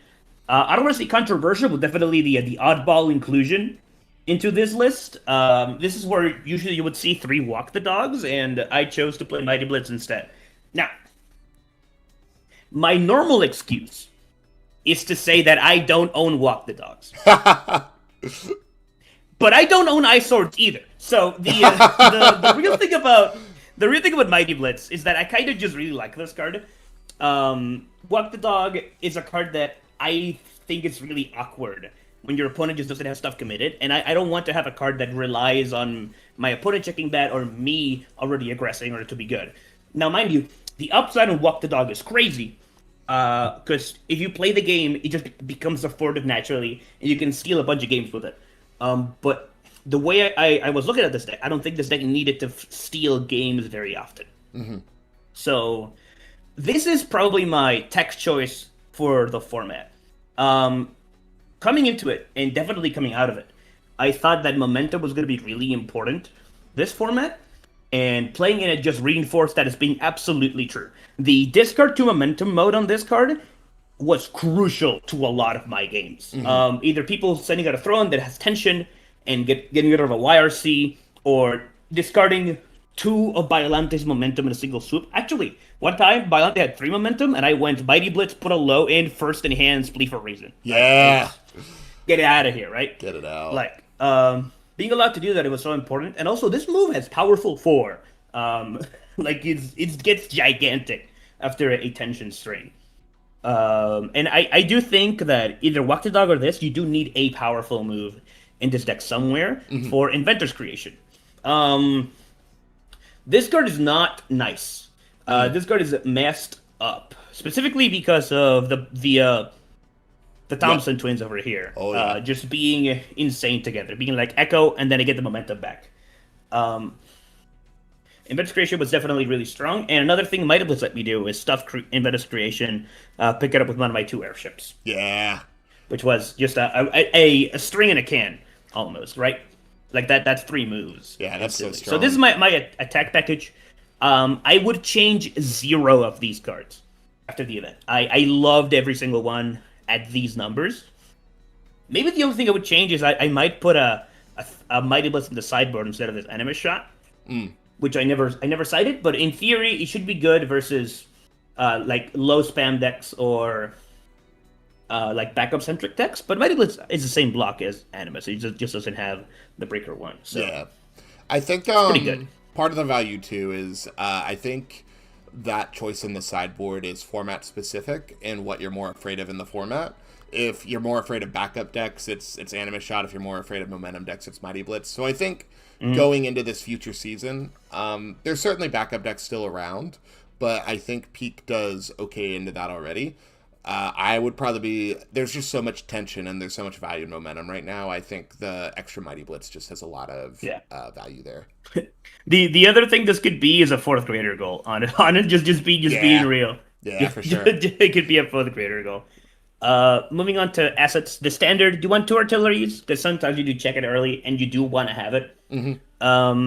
2 airships. This is just from Tim and Kevin. Both of them individually said, why don't I just play a second airship? And I went, okay, man, fine, you got me. I also don't own a second airship, so I had to borrow that too. Yeah. You got Phil with that here. The best generic action that I could think of to play. It was fine. It was fine. This card is okay. I don't like this card very much in symbols that don't have battle for dominance, but it was fine. It's all right. What were you gonna say, Paul? I was just gonna say, yeah, it sure is lucky you knew someone with an extra airship. Yeah, right. Yeah, right. How cool. Yeah. You had 2. I have. If I can, yeah. I have like 3 or 4. I don't remember. Yeah, you have an alt. I saw it. If I can be real with Chad, the reason this is here is because it makes citing in these actions easier for me. That's so real, though.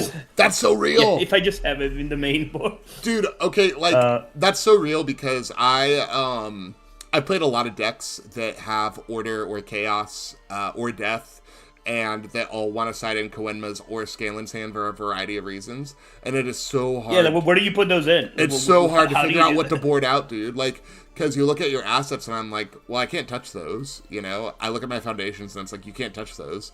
So, like, having an action option that can just generically be main board and be fine, so you can have options to side in, feels really strong. Yeah, like this could be 66 cards, but like I put these two in just to make it easier on my life to side these cards in. No, it's so true. Like, I think that is such a valid thing to do, and that's something I might be applying a little bit more in the future as well. Just You 'cause- you definitely have to, yeah.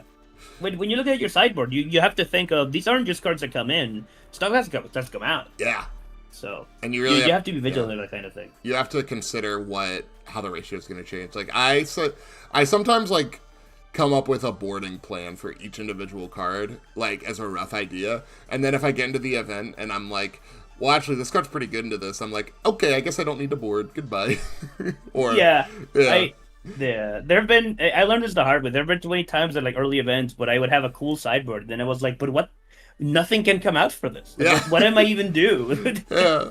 What am I going to cut my Divine Defenders? No way. Yeah. That's why a lot of the times my favorite type of board is where you have a bunch of 3-ofs in main and it's just the rest of the ones of the 3-ofs. That was the Burt deck. That was the Burt Yeah, deck. though. exactly. That was Godzilla too. Yeah, 100%. The foundations. I want to talk about some of the broken ones. So first, you have the 12 peak requirements, which are push to limits, loss. I'm with you. If you think these cards are fair, they're not. These are the messed up ones. You can build them face down on accident, and they give peak secret text when you use her enhances. You can flip them for greater goal for literally free, and yeah, 2 high block, 2 low block. They want you to play these. Trust me. They're even next with you. 140 and 141. They want you to do. They want you to do it, man. They want you to play these. They knew what they were doing. Then we move to 3-ofs. Divine Defender. Everybody loves struggling with studies. One of the reasons I didn't mind maining Phil with that is that you could go block the first move, filled with the second one, DR it, and then the third move because Divine Defender is online, which is cool. That's a play pattern that makes sense to me. They didn't do crazy amounts the whole weekend, but a lot of the time what this card does is it stops your opponent from playing the third move. Yeah. Because they're just going to get blown out. Yeah. Maybe one of the strongest cards I have ever had in my hands. Batra Arrives is nefarious. In a character that already has artillery and loss of consciousness for stage interaction, Batra Arrives is like it's like the final push in the oppressive defense or offense. It's the thing that says I interacted with you, and even if you had stopped that, I still had Batra. Right? It's something that just lets you sit there, and when your opponent tries to get something for value, if you're rich enough, you just get to deny them that for free. And of course, in moments where they are trying to interact with something really important that you're doing, you get to just stop it wholesale. Someone's trying to Chinatown your -6 damage, you go no. Someone is trying to clear something with their foundation, you go no. Normal C can't happen, right? You are a deck with a lot of proactive interaction in Ice Sword, in the artillery, in Loss of Consciousness. Being able to have some reactive interaction backing you up is oppressive. It's mean. It's rude. I canceled the draw off of a supersonic flight with this just because I could, because Yeah. I felt like I was powerful. It was bad. Yeah, one of the things you talked about in the car that I thought was really fascinating is a lot of people think of Batra Arrives as like an oh shit button a little bit, where it's like, oh, this is like a really awful thing that I really don't want you to do, so I'm just going to cancel it with Batra Arrives. You were very aggressive with your Batras. Like, they Yes. would just do something that no one in their right mind would cancel, and you'd go, yeah, I don't want you to do that. Absolutely. Yeah. Against Alex, they went. They had 3 of the draw one, discard one. Draw one if you have momentum, right? Yeah. And Fierce Transformation, they went Fearsome, I Batraed it, and then my enhance was discard your momentum. Yep. You have just denied a 2+2. You have denied a clean +2 with that, right? Yeah. Like straight up. That's worth it. Yeah, that's so worth it. And also, sometimes I would just Batra their incidental advantage, so I would have an excuse to blow it up. Yeah. which is you have to a lot of playing peak relies on knowing when to cut your margins, and sometimes you see something and you go, that's good enough to push the button, Yeah. and you push it. Usually because you're insured with the rest of your bullshit. And the important thing with Batcher Arrives too, when you compare it to like Loss of Consciousness, is Batcher Arrives' face-up interaction that they're aware is there. Loss of Consciousness is a surprise fuck you button a little bit, where it's like, all right, we all know that I have Batchers and we're all prepared for Batcher to happen. Sometimes they just forget that you can have Loss of Consciousness, you know? Yeah, and it's reusable. That's a really big thing. A lot of the times, especially when you're playing Death Peak, so much of your stuff is just one time.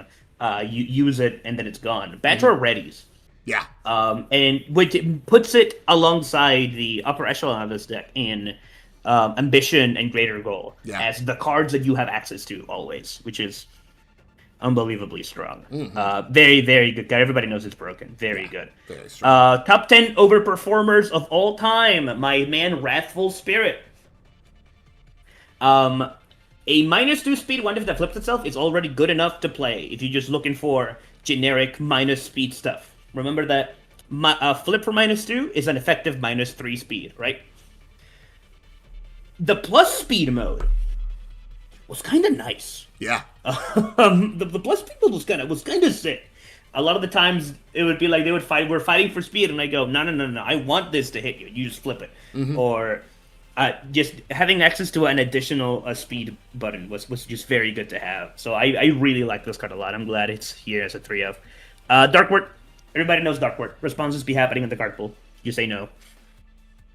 I will say before we, Oh, yeah. I know everyone knows about Dark Ward. Well, I was going to go back to Dark Ward because it sounded like that was going to be a quick one. But I think Dark Ward specifically is very important in this format because of all the Echo moves running around right now. Echo, Inventors, Breaker. Yeah, Echoes, Inventors. There's a lot of big breakers happening. There's just a lot of card pool responses that really matter. And having a clean answer that's very easy to turn on feels very impactful. Especially if you're scared of Reiner, like just 4x Dark Ward and cancel their Echoes, cancel Inventors. There's just so this card. It reads so simple, but it's so flexible and interesting. One of the good ones for sure, right? It's just one of the really, really good ones. Especially, and it's better now than I think it ever has been. Truthfully, absolutely. Yeah, mega good card. Honestly, Hero 2 good. If you really. Hero 2 good. Yeah, this is Hero 2 good. This stops This stops specialized sound waves, dude. Yeah, it stops Jiro. Yeah, 100%. Yeah, play it. Yeah. The one and only, the Greater Goal. The GOAT. Folks, the goal is greater. And the goal has never been greater than this. It's not a 3-of, because, man, we want to play a lot of +3 mid-block cards, but if you find one of these, you're fine. Yeah. The reason I'm thinking of maybe this should be a greater goal is that there are matchups where you want to see 2. Yeah. So definitely considering, but unbelievably strong card. In my opinion, I was talking with Zach about this. This card is as strong as this card. Yeah. Like they are in that tier of messed up. No. And yeah, agreed. Yeah, a lot of characters get to play it. I think the fact that I feel like people are kind of like, we've been known this one is broken, but I think we kind of forget about it. Like, it's one of those cards that's so good we kind of forget how good it is sometimes because only some characters can use it. And then when it's in the stage and characters are using it effectively, you're just like, oh yeah, this one just completely ruins my day. Like, it's the best defensive card in your deck. It's the best offensive card in your deck. It's just, it does so much. It's insane. It might be peak. A lot of the time, the Batchers were there to protect the greater goals. Yeah. To be honest. Like, no, 100%. Yeah. Yeah. I remember Zach, during the first and second games, was always trying to flip the Batcher Arrives. And somewhere along game 2, he goes, wait a second. It's a psyop. I need to flip Greater Goal. It's so true, dude. Like, if you let Greater Goal exist, Greater Goal is going to outvalue you so much. Yeah.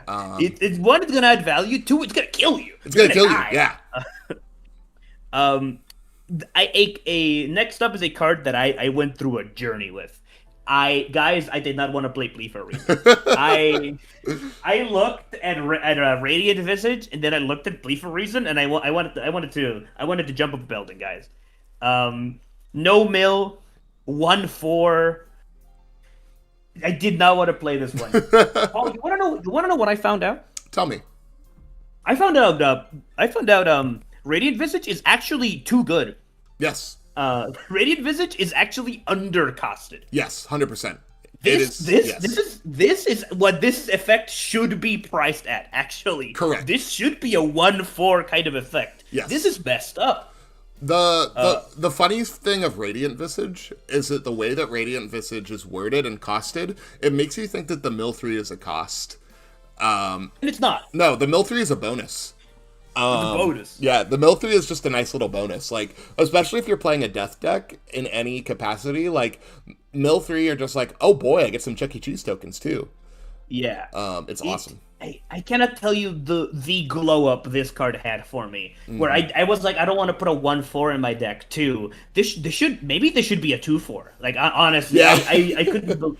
It's just how good it was anytime that I had it. I got to deny so much stuff that requires momentum.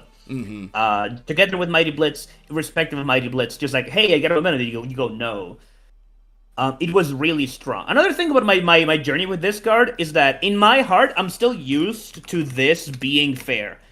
And it's not. Also, this is even more broken, honestly. Yeah, this is a 0 with this is a 0 with a static when you discard it. With Radiant Visage's effect, and it has a broken static when your opponent Botans it, right? Like yeah. Yeah. So really, they keep adding numbers to these corners, and I keep going, this is still crazy. Yeah. Agreed, man. Agreed. Yeah. The Ambition of Erwin Smith. A lot of people either don't play this or only play one. I play 3 because this card says that you are like an 8-hander or something. It is so good to draw a card just for doing what your character wants to do every turn. And I have always gotten a lot of use out of the enhance on this card. A 7th target commit has hit the towers, right? Like, it's just yet another piece of interaction. And there's like this kind of mini suite of AOT1 cards that are all kind of shaped like this, where it's like one symbol attuned, and then the other symbol is like the other symbol attuned response. This one compared to some of the other ones just gives you so much value. The Annie is when you take damage, your next tick gets +1. Yeah, which is like something. Which is still really good and underutilized, I think. But also, the characters that goes in, I think, are all 7-handers. And it's like, I don't want to take damage. And then like the Armin one reads really well. It reads really well, but I think it's like it's very awkward. It's a very awkward one. Yeah, it's very awkward. Rivals turn commit, draw 1 card. This card lets you draw a card on both turns. Both turns. Yeah, and this one just for activating Greater Goal, guys. And this one's a 5. This one's a 5 check too, and the Armin one's a 4 check.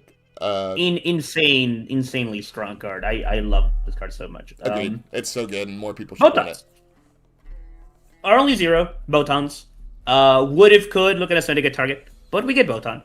I'm on the Tim Keefe school. I don't think you need that many 0s, especially with the quality of the ones that you have access to a lot of the time. But yeah, it's good to have. I think 3 0s at least.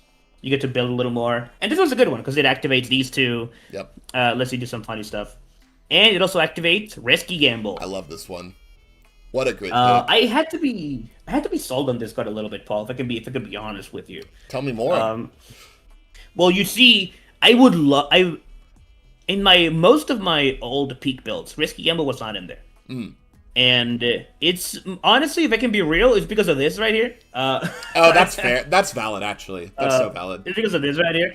However, we have found ourselves in a situation where it's like low, mid, high, low, mid, high, mid. It's like we have a good spread. Yeah. So, and most importantly, I played some games against Jet and Nate where I went like, why does my Deadlock suck ass? Yeah. So, the Deadlock on Risky Gamble it doesn't seem too impressive because they will still be in deadlock when you're done with it. But again, target snipe number 8 and 9. And of course, the real strength of this card, as you know, Paul, is that it unflips itself for Yes. you to greater go flip it again. Yes, correct. So You brought up exactly like the things I was going to say with this card. We've talked a lot tonight about the strength of repeatable effects. We've talked about Batra Arrives. We've talked about old Hero 2 cards that are like zeros but are just strong because they're repeatable. Risky Gamble doesn't read like it's repeatable, but Risky Gamble, you get to use that every turn, you know. It is people be drawing. Yeah, people are always drawing cards.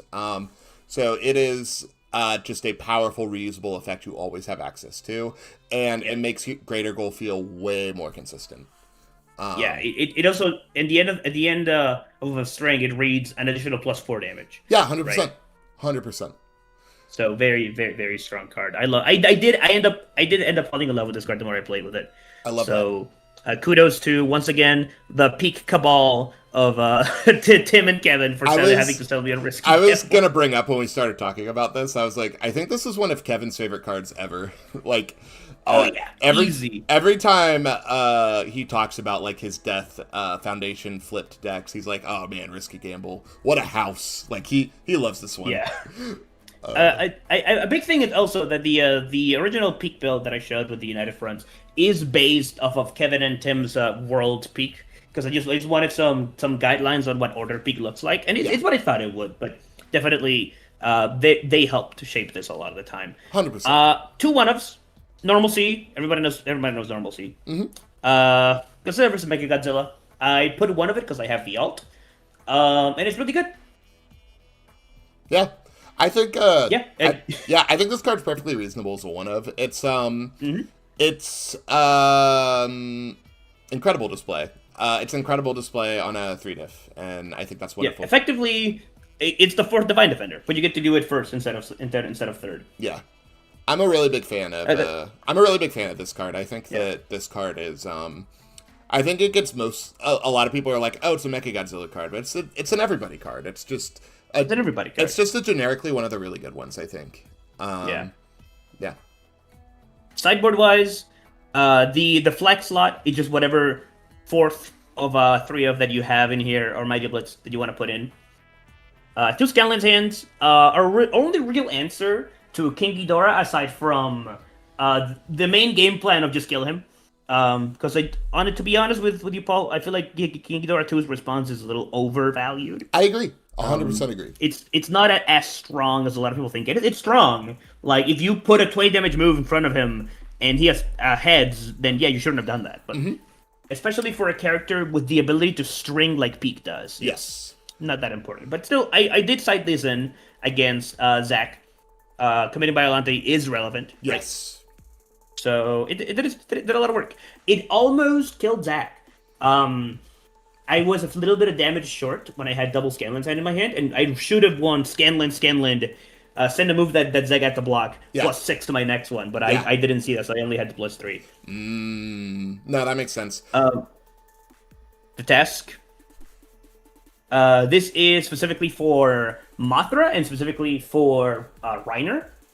I find that Mothra specifically, a lot of Mothra's last bits of defense rely on using actions. Yes. To get rid of your stuff. So I think after a couple of games with Jet and Nate, I was like, if I had Coenmas, I feel like this would be a lot easier. So I put that in for that, and of course, canceling Crystal Formation is very relevant. Yeah, 100%. And this card is the team hero killer. Yes. My fighting style, very, very strong words on this one. Tenacious Flip. Right, you get to use this even if it's committed. You get to tap it without killing the world, and it really put Alex. I believe is the name of the Chaos Flumet player. Alex, yes. Michigami put him in the mind prison when I had this on turn 1, and Alex went finally free. Get Batred. Hero for finally free. My fighting style, and Alex went damn. Oh, that's so funny. Yeah. I was just gonna say, when we were talking about the deck, my fighting style was like you brought it up as like a secret MVP of the deck, just in the sense of like just because there's just so much stuff that like secretly builds, not secretly, but it builds, and you don't really think about it until this card's in your face. You know, it's like whenever you don't think about parking tickets until you have one. You know, like, oh yeah, Queen of the Monsters does build, I guess. Oh, that kind of stinks. Oh yeah, Team Hero. Census Ho does build it down. Yeah. Yeah. And then it's like, yeah, actually, no. And a lot of the time, you build something in with Team Hero because you need it right now. This says that you don't get to have it for 2 turns. Yes. It is actually, like, if you look at it, just like the value appreciation, that's crazy for it's a very flip good. that's still well committed.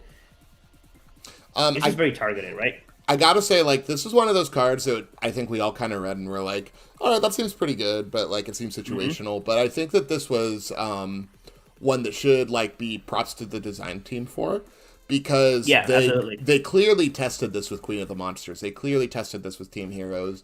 They clearly tested this with Census Ho, and they're like, wow, this is a lot of value. We need something that has an answer to these cards, and they gave us one. We just all kind of forget it exists. So big props to the. I also got team. I got to praise something that was ready with a shoulder test with this. Smile. Yeah, that's so good. That's so strong. Yeah. I did make one mistake in my sideboarding plan, Paul. Yes, tell me. It was like, this is a one diff, too high. This replaces Plea for Reason when Plea for Reason is not necessary. That's what I'm gonna do. No. And then I found myself being like, oh, but I want both of them. Yeah. Legitimately, I think it was the Pumat game, I'm sure, right? The Puma game. I was like, but I want both of these. Yeah, because it's like, oh, he builds stuff in and he needs momentum. I need both of these cards. Yeah. So I'm sure it ended up being something else. I think my eureka was you going, surely I just don't need Divine Defenders against Pumats. No, that's so fair, though, because you're not going to be chain blocking. It's like, I got 2 big ones. Deal with them, you know? So... Yeah, but it was legitimately the only deck where this was unnecessary was against Rodan.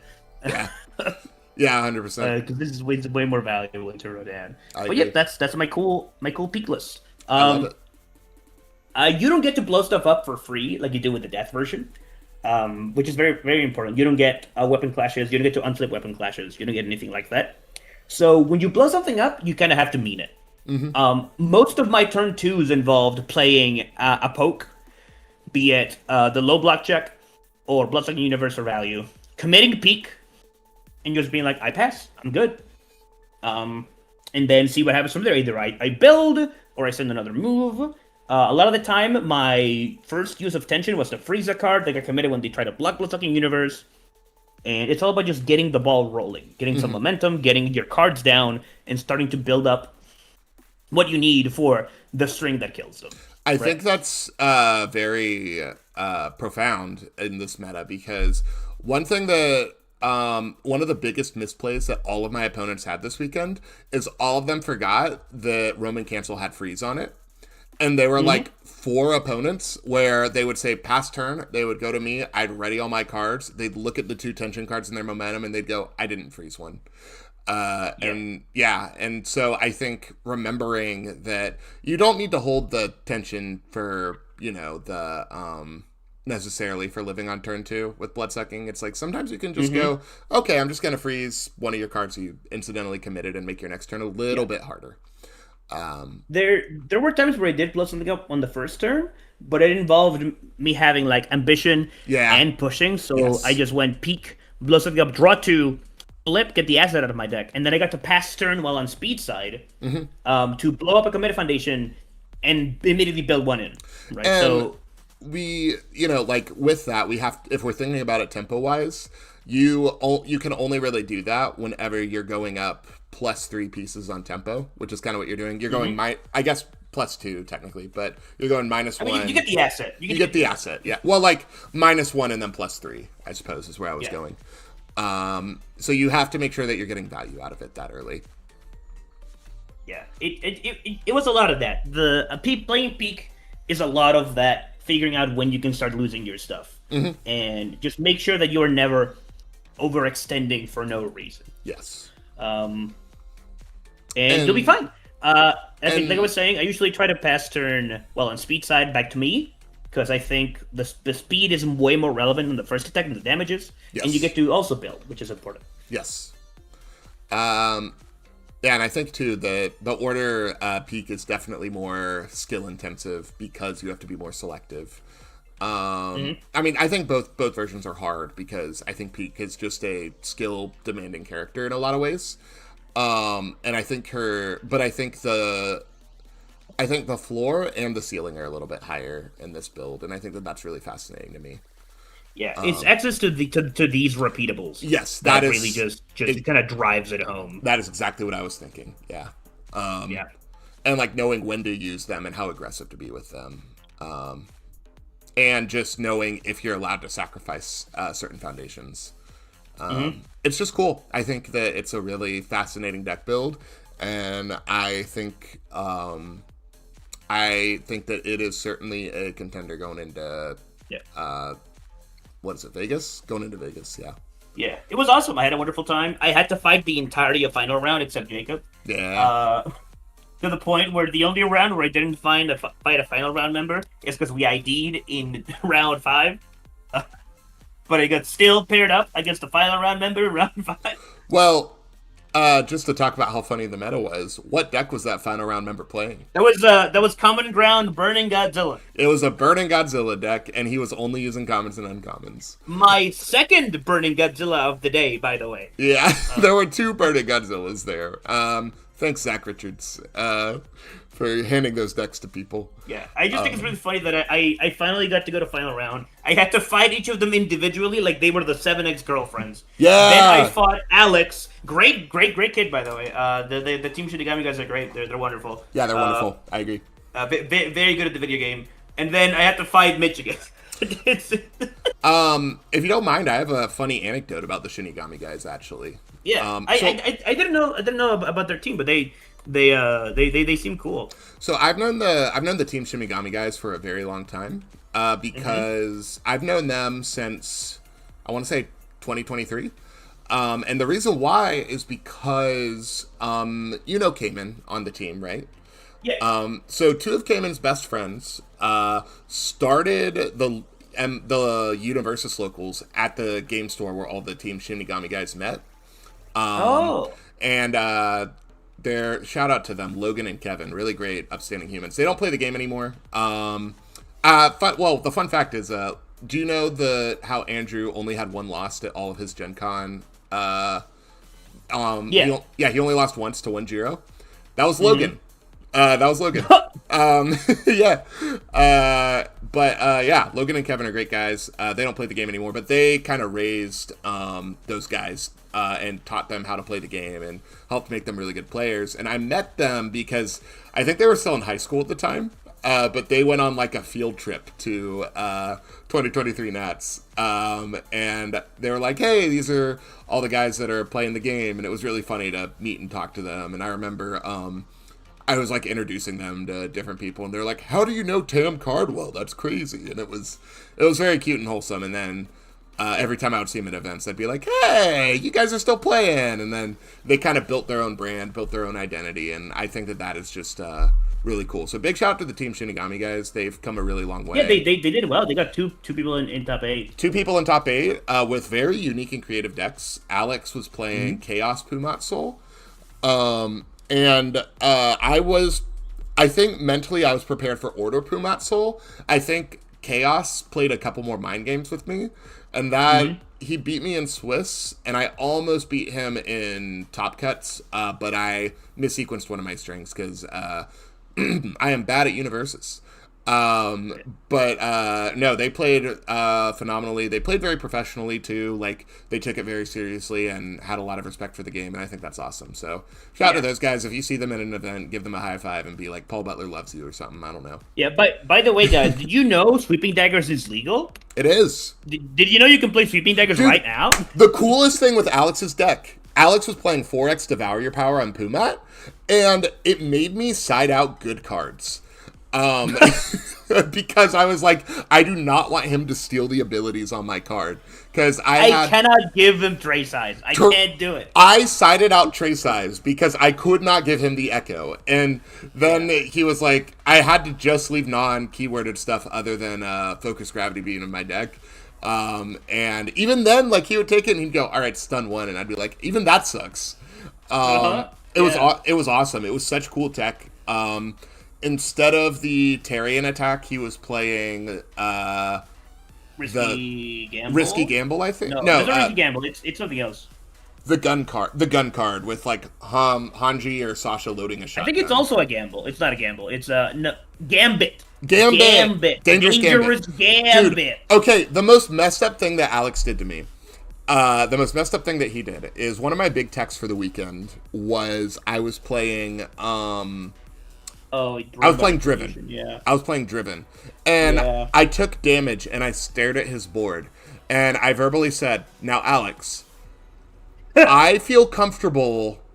I want to get rid of that cape. I don't want that cape there. And I said, but I know what's going to happen if I Driven that cape. And he goes, yeah, Paul, what's going to happen? And I go, you're just going to play Dangerous Gambit and build it back in. And he goes, maybe, if I have the card. And it was like something like that. And I just stared at it. And I said, all right, fine.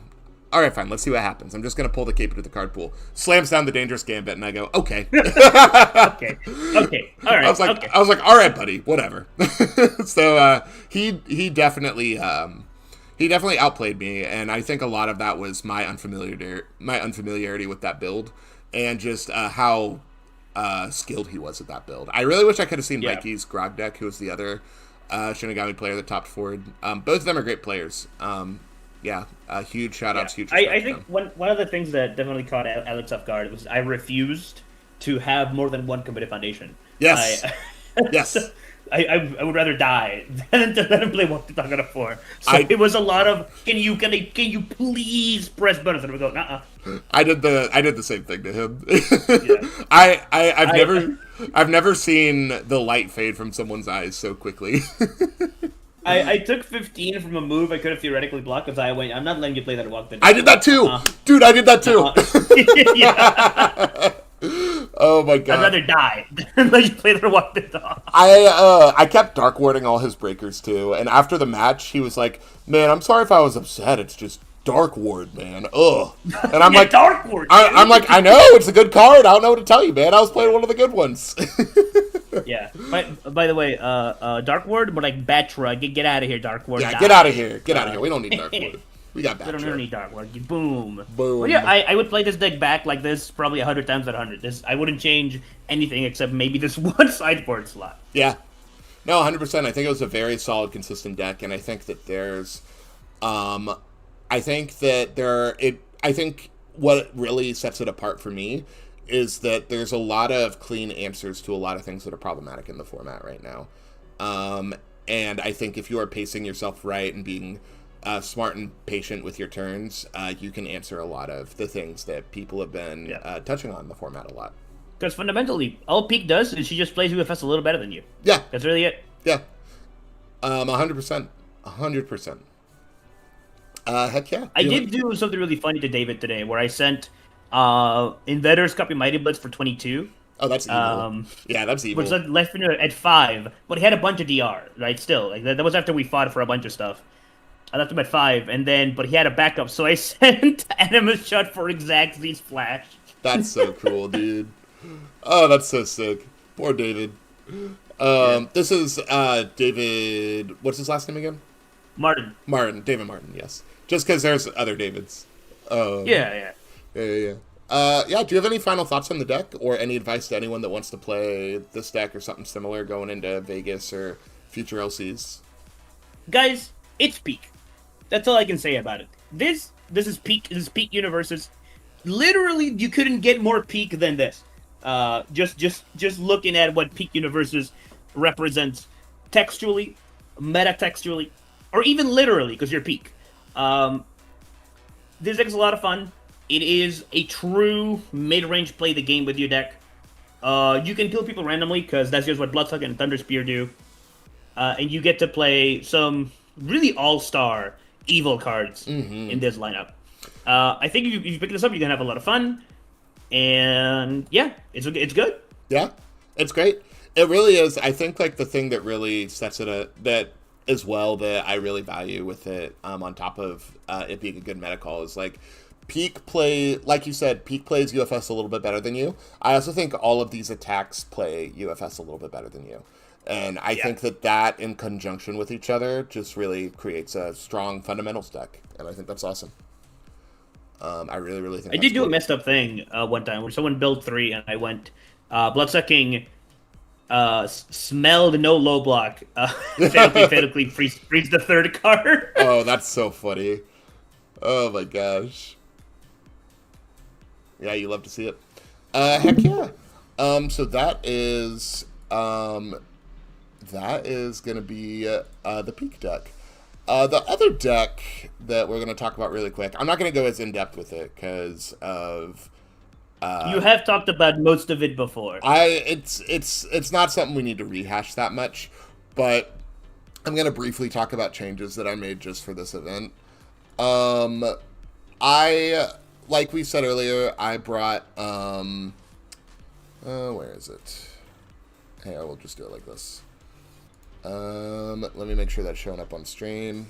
We're gonna pause. We're gonna wait. Make sure it's showing up. Okay, yeah, it's showing up. So I brought a Death Burt build to this event. Burt. I brought Death Burt to this event. And this is a deck that I've played 100 times, so you really don't need me to rehash it too much. Changes that were made for the Godzilla meta, which is important.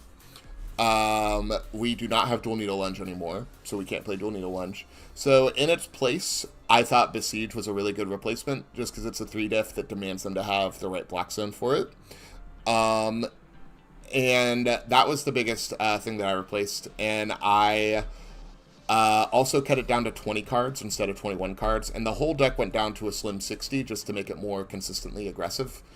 The big other changes we made is we put 3 Radiant Visages in because it's Momentum, the format. We need Momentum answers, and Reiner demands answers for his Momentum.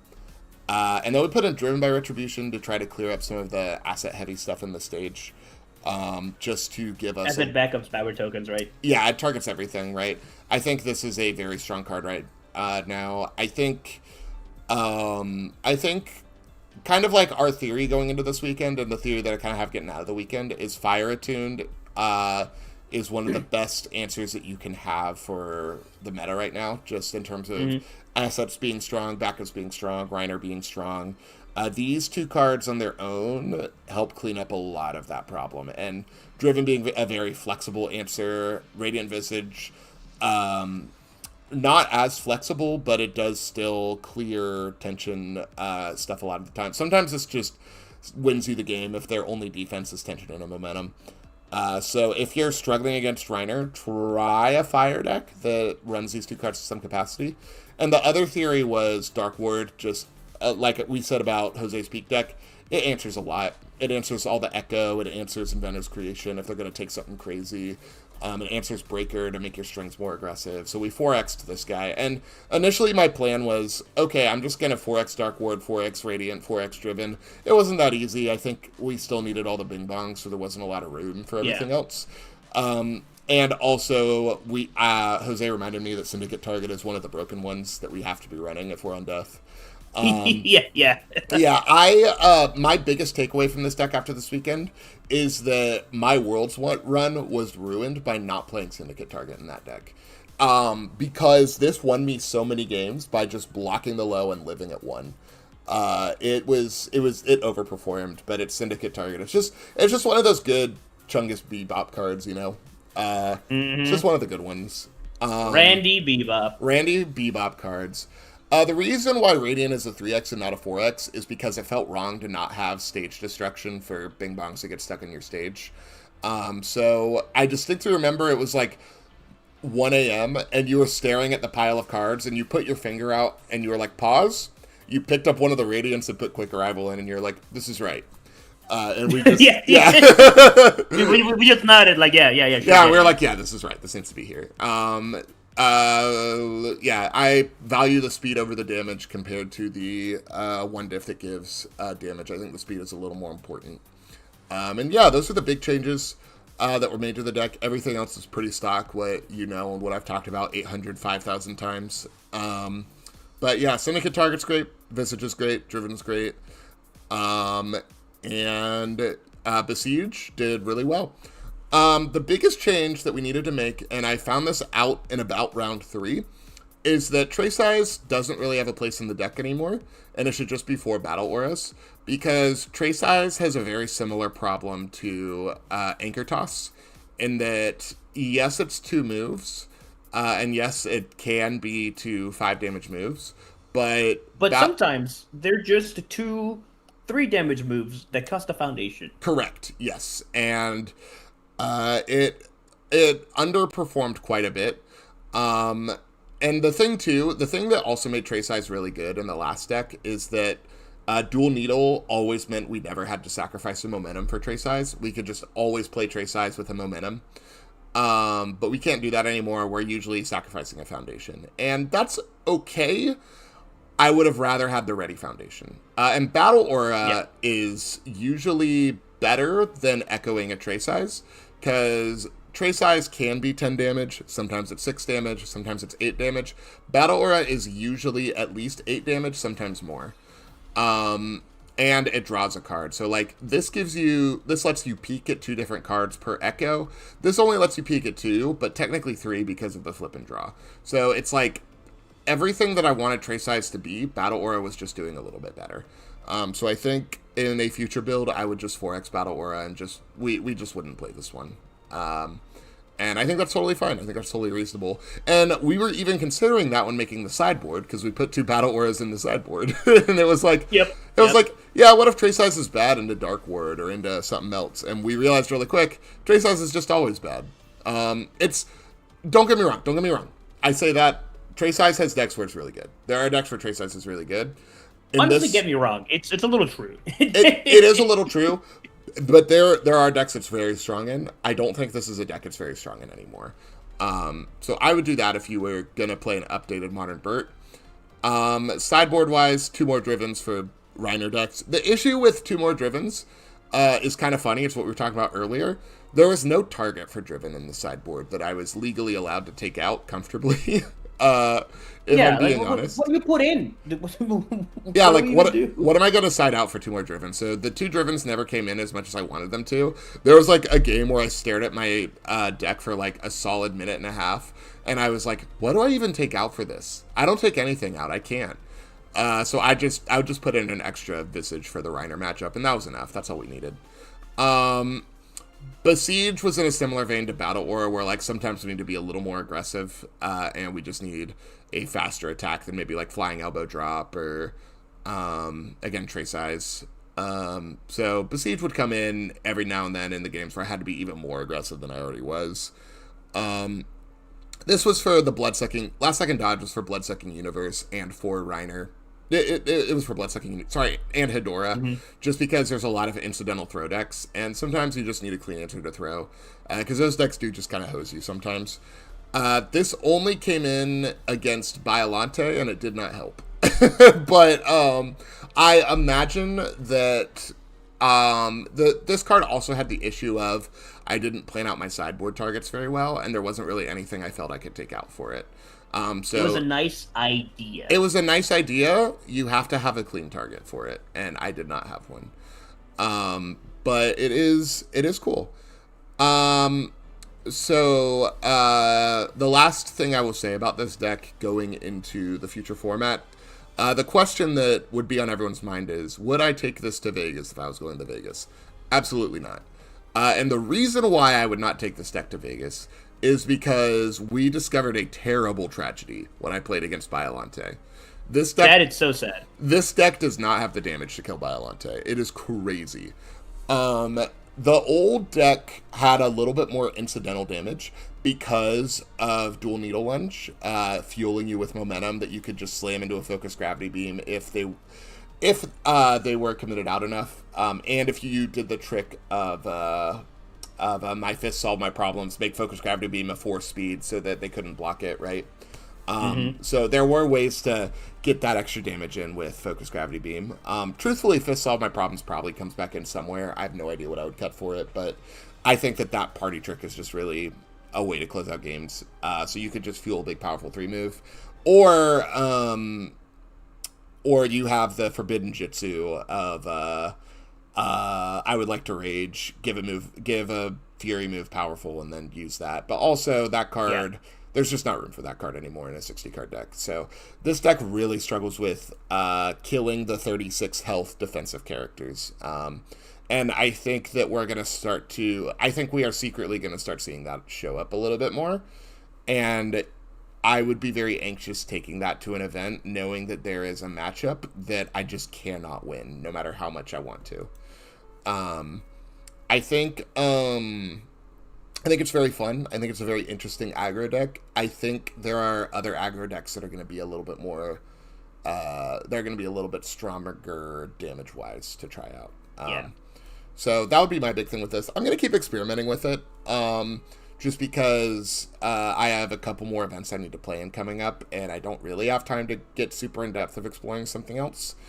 But I think the deck that still does the Burt thing, if a little bit less consistent and with a little bit less stronger damage output. It's cool. It's fun. And I think that it had some really strong matchups over the weekend, and there were and I think they took a lot of decks and a lot of players by surprise. I think in a bigger field and in a bigger format where players are more prepared for it, I think it's going to have a harder time. But it performed well. I went 4-1. I got 6th place, mostly because Zach had some very unfortunate tiebreakers, and after he mollywopped me in the final round of the event, we realized only I could get into tops, and so he went, I'll just give you the win, Paul. And I was like, because sure? again, guys, can't stress this enough. Unwinnable. Cannot kill Biollante. We cannot kill Biollante.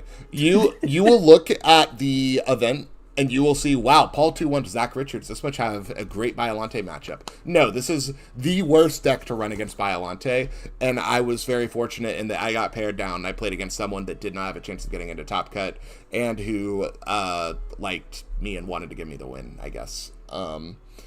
But other than that, it performed very well. It lost to Pumat in rounds. Again, a matchup that if I had known more about the Chaos deck, I think I could have won it. But because it took me by surprise a bit, it struggled.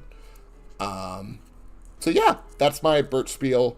If you want to talk about it more with me, feel free to DM and reach out with it. But yeah, I mean, I'm still playing it. It's still fun. It's still worth playing if you like this style of deck. But just know you probably can't beat Biollante. And yeah. As long as you make peace with that, you'll be fine, I think. Make peace with that, and you'll be okay, Unironically, write it upon your meager grave, straight up. Just accept it into your life. If you choose to cleanse fear from your heart, you could absolutely pilot that deck. But yeah, I'm probably going to bring it to at least one more LLC. It might not be this build. I want to experiment with the fire version a little bit too, because there's some cool stuff that gets that this doesn't. But in terms of a major regional, I'm unsure. I would feel confident bringing it to a major regional. And yeah, top cut wise, the event was really diverse. First was Jose on peak. Second was I lost every die roll. So when I was round 4 and I was the only one with 4 points, I went Vindication. We love to see it. First was Jose on peak. Second was our buddy Mitch from final round on Hedora, who had a phenomenal run. He did really good. That was a big takeaway from the event. Hedora is more real than anyone thought that he was. Yeah. We think that the Earth Hedora list is very strong. Very sad. Cannot beat a greater goal. But aside from that, yes, don't pair into peak, and you'll be fine. Hedora is very strong. Third place, I think, was Alex on Pumat, Chaos Pumat. I think fourth was Grog, Earth Grog. Fifth was I have it written down. It might have been Jacob on Hedora. I believe so. Fifth was Jacob on Hedora. Sixth with me on Deathbird 2. Seventh was Burning Godzilla on Void. And then eighth was Rodan on Void. The Burning Godzilla deck, I would like Zach to talk about it more. because it's his brew, of course. But the theory there is it's the foretold Earth Fire Void character, and they get a lot of really strong tools on those symbols to combat the It caught me a format. little by surprise, and then the moment I saw Cape, it all made sense. Yes. To be honest, Yeah, 100%. it's like, oh, you have the every void cancel, Yes. the crazy like void interaction, Yes. and then you just put 9 damage on the moves. Okay, Yes. yeah, that makes sense. Yeah, that'll it's be like, Reiner. yeah, exactly. You get a lot of interaction, you get a lot of answers into everything, and you can kill your opponent, which is a pretty good rate. It's just a pretty solid. That's UFS, baby. Yeah, that's UFS. That's UFS. That's UFS, baby. And I think that's awesome. Yeah, I think it was. Yeah, like you get code edits, right? You get drivens if you want them. You get radiance. Code edits, drivens, the combination of Juno and Armorclad Faith. Oh, you get- and Hard Rock Witch. Dude, you get all 3 of the good 1-diff cancels. You get Armorclad Scales and Hard Rock Witch. That's crazy. Yep. Yeah. You get Calling from the Shadow, which cancels tension. There's just so much, so much control, and it's just And awesome. your pseudo throw in Struck the Big Tree. Struck the Big Tree. Yeah, Struck the Big also Prince of Momentum. Yeah, there's a lot of value in that deck. So The only problem with that character is that it is locked to 5 dips to put the damage. Yes. So if with an analytical observation, it is very vulnerable to breaker, like big breaker. Yeah. A lot of the time. Yeah, 100%. And on the Void symbol, you don't get David's. You don't. Sorry, I shouldn't call him that. You don't get History's Greatest Monsters, which yeah. When you play a 5, you get to re-ready them. Sorry, you have me calling that card David now, and it's so. dude, my local David supersedes other Davids. You got to understand, okay? It's No, he does. He does. We love David. So yeah.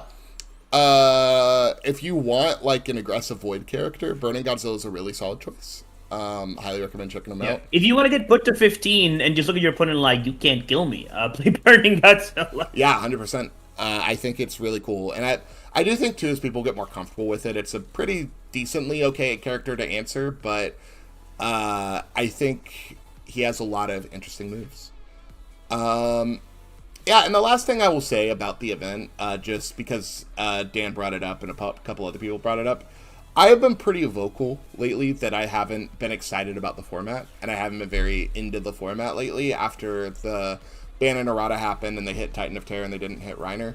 A lot of that was biased because I've been playing a lot of Reiner, and I felt that the gameplay of the character was not very interesting, and I felt like the wins were very easy, blah, blah, blah. I wasn't playing into people that were prepared to beat him, and I wasn't testing it into decks that were like really had the capabilities to overcome him. And I kind of realized like he's one of those characters. He is a you have to be this tall to swim deck. You have to be this tall to ride. Like you have to be able to beat Reiner in the format. But we've had a lot of decks like that before, and I think it's one of those things where you kind of just have to figure it out. And you have to figure out how your deck overcomes that, and it's going to be okay. And I do think that he is a bit of a problematic character in the long run, and the words on that guy are a little too good and a little bit too above rate. But I also think it's not a character we need to really be, like, whining about to get banned necessarily. So I do think he's a little boring. I think he makes the game a little bit boring, but I don't think he's, like... I don't think that he is so egregiously unfair that we demand a ban for him. You know, I think it's okay. Play the fire symbol. It's mostly just lame. It's just lame. Yeah, it's just kind of lame, and we're allowed to have lame decks. Boring people are allowed to be their boring selves. Yeah. If anything, the only reason it might get hit is because there are symbols that just cannot answer it cleanly, and they become unplayable. Yes, exactly. Yeah. Like you have to have like death. You have to have fire. Or order or something like that. You have to have one of the symbols that has access to answers, and you'll be okay. Really, the big threat of the format, like we said earlier, is this really is tension the format. This really is momentum the format. You have to be able to solve your momentum problem because there's a lot of free momentum right now. Tension is very relevant right now. And that is a really big thing that you have to be able to deal with because pretty much most meta decks you'll be going against will have tension to some extent, and you have to find out how you beat that. So that would be my biggest advice going into this next LC season and then going into Vegas. Make sure you can stop momentum, whatever that looks like. Yeah. So yeah, I had a lot of fun. I'm very thankful that I went. I love Final Round. I love Jose. I love Anna. I love Derek. I loved everyone that I got to hang out with. Big shout out to Blaine Siren. Big shout out to Luna. She was a wonderful hang this weekend, and I had a really wonderful match with them. My peak partner. They played peak. The other peak. They played the other. They played the death symbol, and it was a lot more aggressively slanted. I'm sure they'll have a video about it, but they could. Our lesson from our match was if they had stopped and thought about their string for like 5 more seconds, she could have murdered me. She could have totally beaten me. But she missequenced a tiny bit, and that led to me being able to kill on the backswing. So she is good enough to get there, and she's gonna be getting her invite. She's gonna be topping one of these real soon. So big shout out to Siren. She did great this weekend. Yeah. Anything else you want to say about the weekend, Jose? The burger place we went to after the event was messed up, by the way. That was such a good burger. We went to a really good burger spot. I do not remember what it was called. Please ask Jacob or Paul or any of the Final Round, or Zach or any of the Final Round guys about it. There's a crazy burger place like 10 minutes from Final Round, and if you ever go to a Final Round LC, you have to go there. It is messed up good. Cannot recommend enough. And if you go, be willing to just hang out with the boys for a vibe. Like, they're all great, fun, good people, and they're really fun to hang out with. Jacob and I played a really fun board game after we lost in Top Cuts. They're just great people to hang with. So, highly recommend going to a Final Round LC if you can. It is good energy, good vibes. And we were done before, like, 8, because we started at 11. So, it's wonderful. Yeah. Yeah. All right. So that kind of does it for LC talk, I think. Yeah, so last thing I would say before anything else is I think we started off the stream by talking about Hero 2 a little bit. I think we would probably be doing a little bit of a disservice if we didn't play at least one Hero 2 set. Is that something? I have a deck that I don't know if it makes sense, but it'll be funny. I'm in. I am gonna... Do I have, like, a really funny one real quick? If I don't, I might make a really quick one. But I am so down. And it will not be Bird, I promise. Yeah. Yeah. I mean, theoretically, this could be good into Bird. Theoretically. No, I'm not gonna play Bird. If you want to watch me play Heroic or Hero 2 Bird, like we all know where to go for that content. It's mostly because it's Kamui, so like if I block 3 of your moves, and then they become tiny. Oh man. Oh man, that's so cool. I'm just gonna slap together a really quick Kurogiri deck because that's been in my brain. Yeah, if I can get it going, the moves start becoming tiny. Yeah, we're just gonna really quickly. We're gonna slap together a Kurogiri. That was I don't know if you ever got to play Set 1 Tokoyami. I did. That guy couldn't beat Kamui, actually. Yes. Legitimately. Correct. It was so could funny. Not beat Kamui. It's so gas. Okay, the cards that go in here are... What's the new one that I kept yapping about?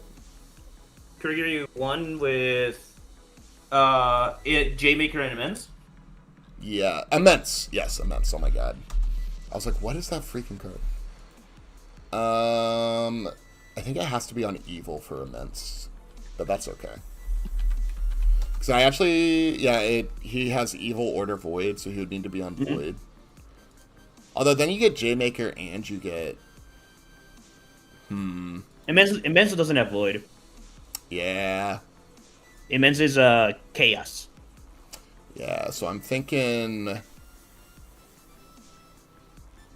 Do the attacks, or does that Foundation matter more? You want to do Evil?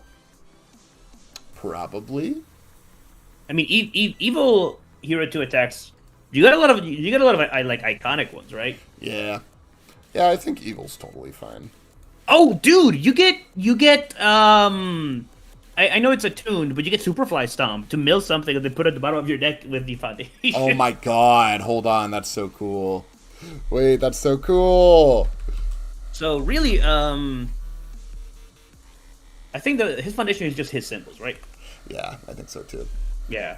Um, So make sure just try to find a card that draws you a card. Oh wait, Void has treasure hunting, right? yeah, there we go, treasure hunting. Form You speed, draw get card. treasure hunting just attuned, right? Okay, Yeah. good. Yeah. Yeah. I'm gonna type evil and I'm gonna type the word int raw. See what comes up. I love that. I'm just gonna go Evil Foundation, MHS that one, to start. Oh, Battle for Dominance and evil. That's good. Yeah, it's pretty good. Oh wait, Battle for Dominance and evil is crazy. Yeah, You get to Kurigiri, put something on top of your deck, draw with Battle for Dominance. Oh, it's settling gold depths too. my god.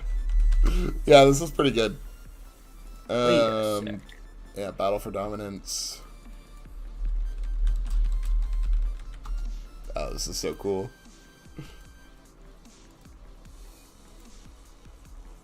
By the way, really excited for optimal form. I am very hyped for optimal form. This card's so cool. Oh, that's gonna be so cool.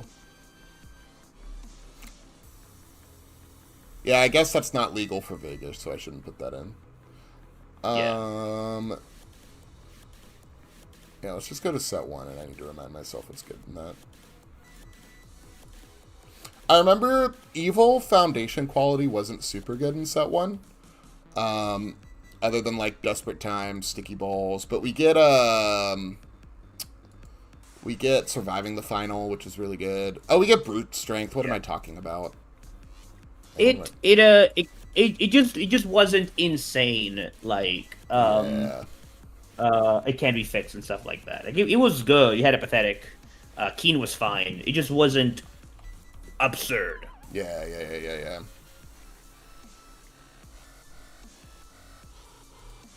I mean, there's definitely a lot of stuff now that helps out. Yeah, 100%.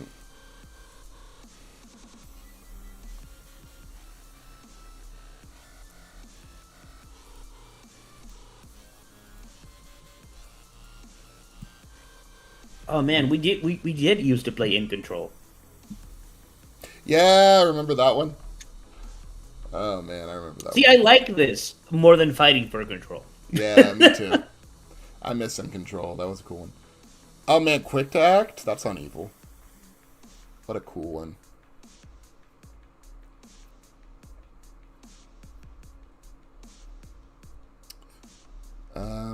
Man, remember Successful Results? It was just discard a momentum to ready, and then it had Deadlock you ready to and get a momentum Yeah, for free. for free. That was a cool one.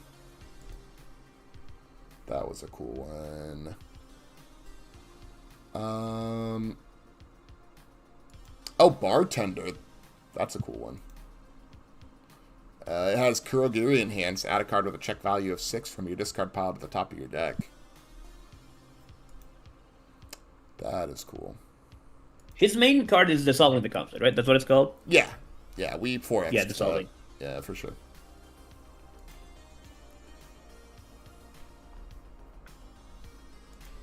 Man, League Invitation, what a card.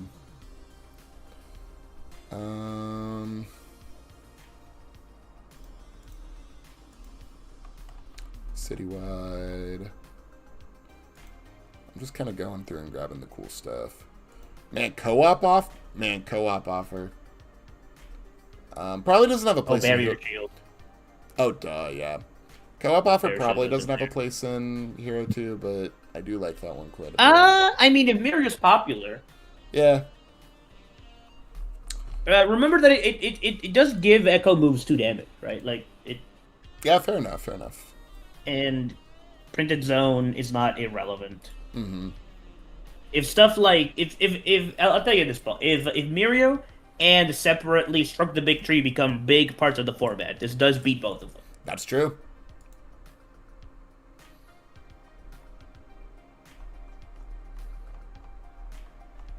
And it's the origin of Phil's profile picture, so it's important.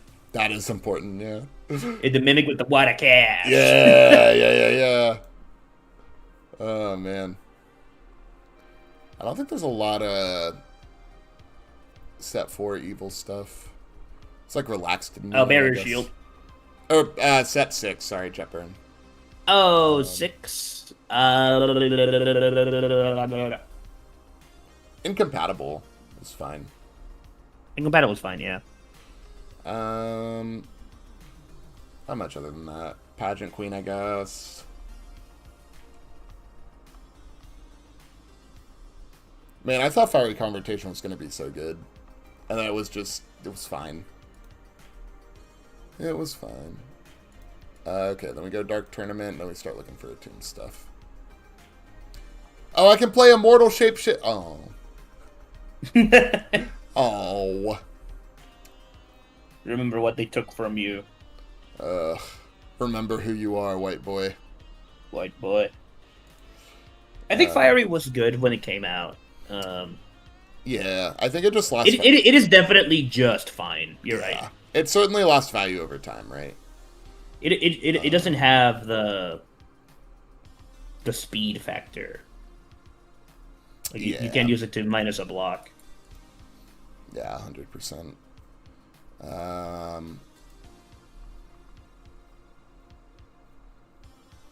Oh, I get the Taguro Oh. Oh. Oh. Oh. Okay. And then we're gonna go...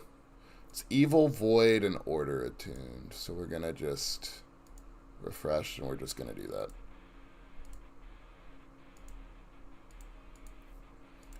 See what we find. Yo, I can play a Vestige? I can play Vestige Biolante.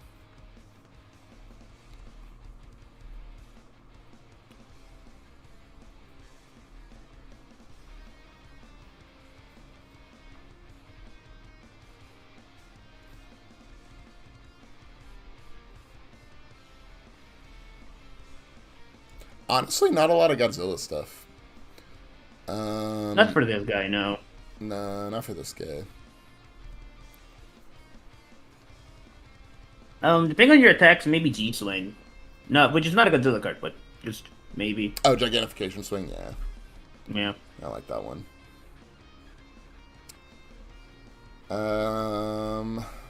Yeah, it's just Immense Showdown, I think. Wow, Team Rival. Wow. Wow. The team, did you put incubating in? I will. I forgot about that one. I just remembered. Like, wait a minute, incubating. Oh, actually, maybe triple beam. Oh, is that a true 100 on a 4-diff? Yeah, maybe triple beam. Yeah. Yeah, I'll put it in. Just like it is just a move for big damage. I'll put it in the maybe board.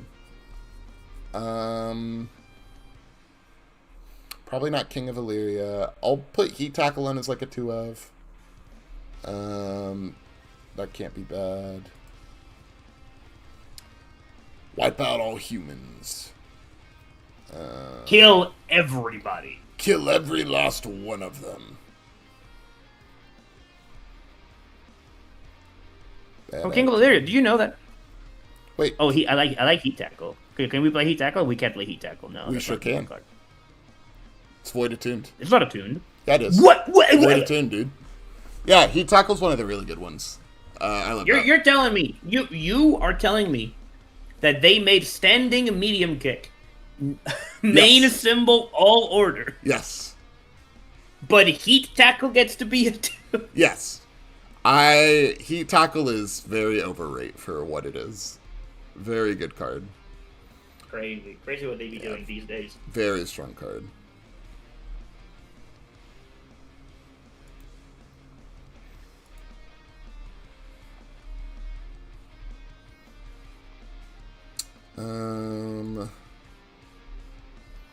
Alright, Alright, slowly but surely.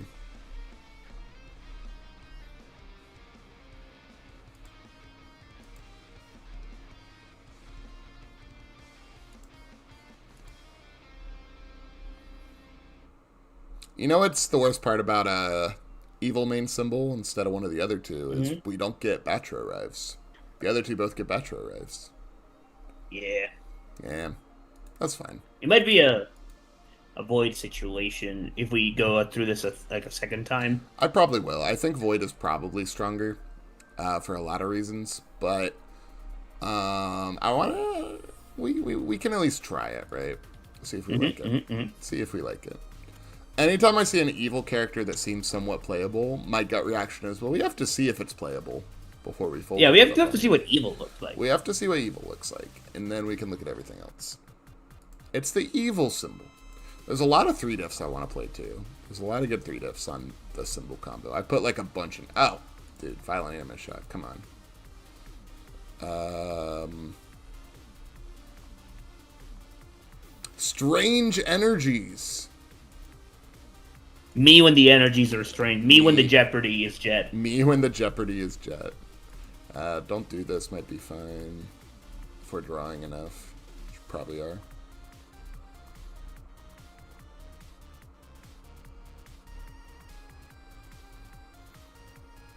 Signal Shot is interesting.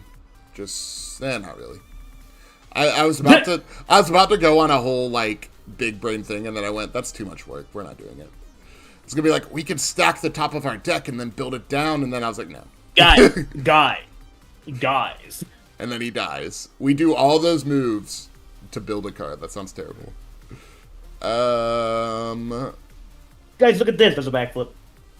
Yeah, literally. And then everyone claps, and then they punch you in the face. Yeah, then they kill you to death. Yeah, then they kill you. Yeah. Alright, we're close.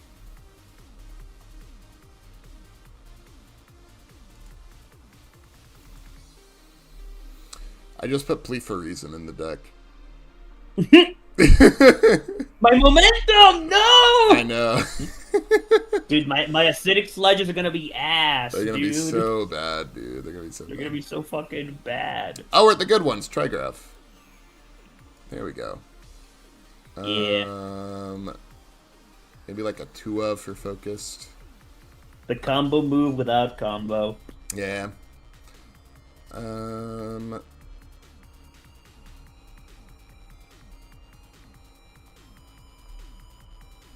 I do like a gift returned.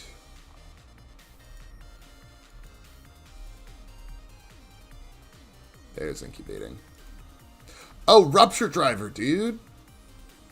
Rupture Driver. You get to... It's a cantrip. You draw a card with it because you're Nomu. Oh, you're Nomu! You're a Nomu, dude. I forgot about that. Honestly, every time Phil plays this move in Woman, it was like, damn, that's actually not bad. It's a decent move if you're a Nomu. It's not too bad. Okay, I think we have... We haven't really figured out the attack package, but we at least have foundations. I'm just gonna start shoving shit in. It looks interesting. Just kind of what I've already been doing, but... I'm not putting Rando Gun in. Blue Flame Torment's always pretty good.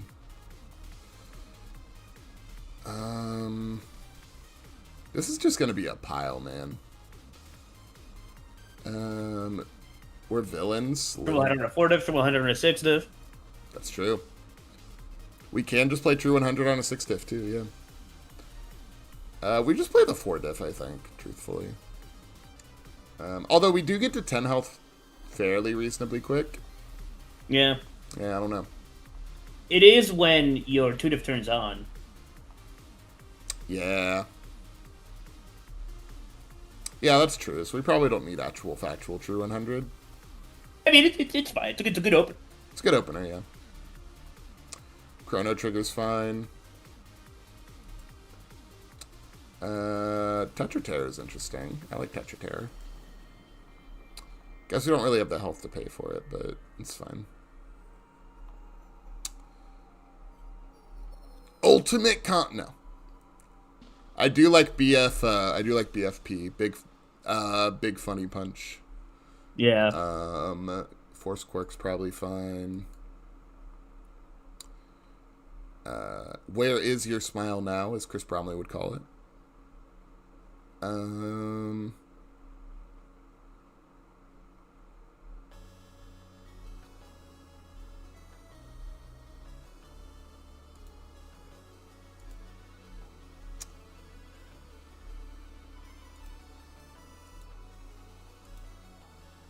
Alright, are we missing anything else?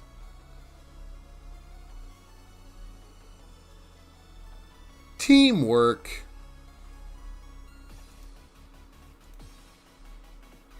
You're talking about $20 card teamwork? Teamwork, dude. $20 promo teamwork? Teamwork, man. Crazy card. The TAM card will Andrew has always said the best thing Tam Carroll has ever done for me was convince people that teamwork was good so I could sell them. Yeah. It's so true.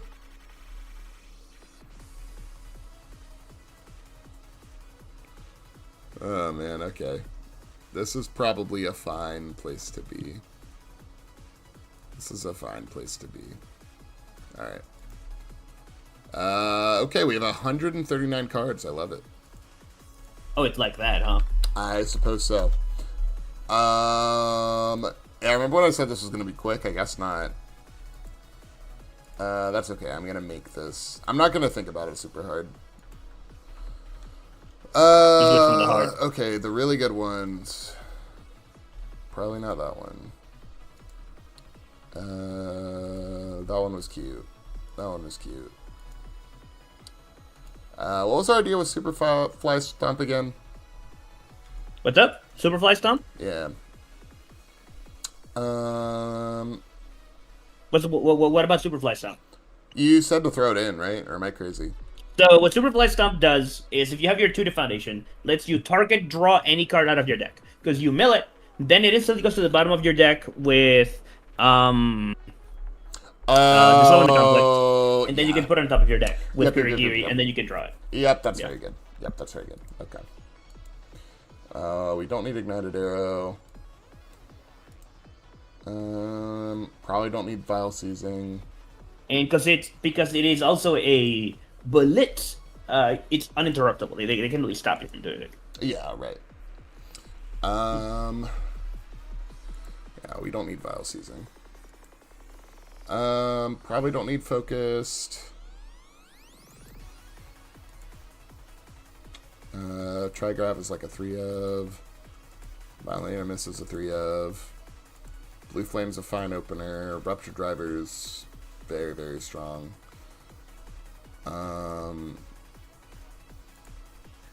Heat Tackle's very strong. I don't think we need Double Fists. I think that was cute. So our 4 diff package would be Chrono, Trigrav, Violent Animus, Superfly, and then 5 diffs. I don't think we need Blue Flame.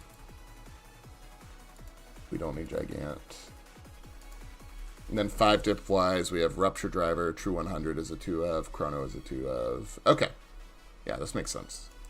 And then I'm at 21 cards. We'll see how many of the other stuff we need. 3 assets. I'm thinking like 70 cards because it's 7-hander. Probably fine. Violent Anime Shot. Violent Anime Shot. I don't like Runaway here. I put Runaway in and I was like, that's probably not that good.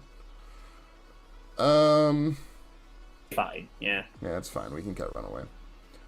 Showdown. We just need space really bad. We're just gonna have 4 Barrier Shield and be fine with that.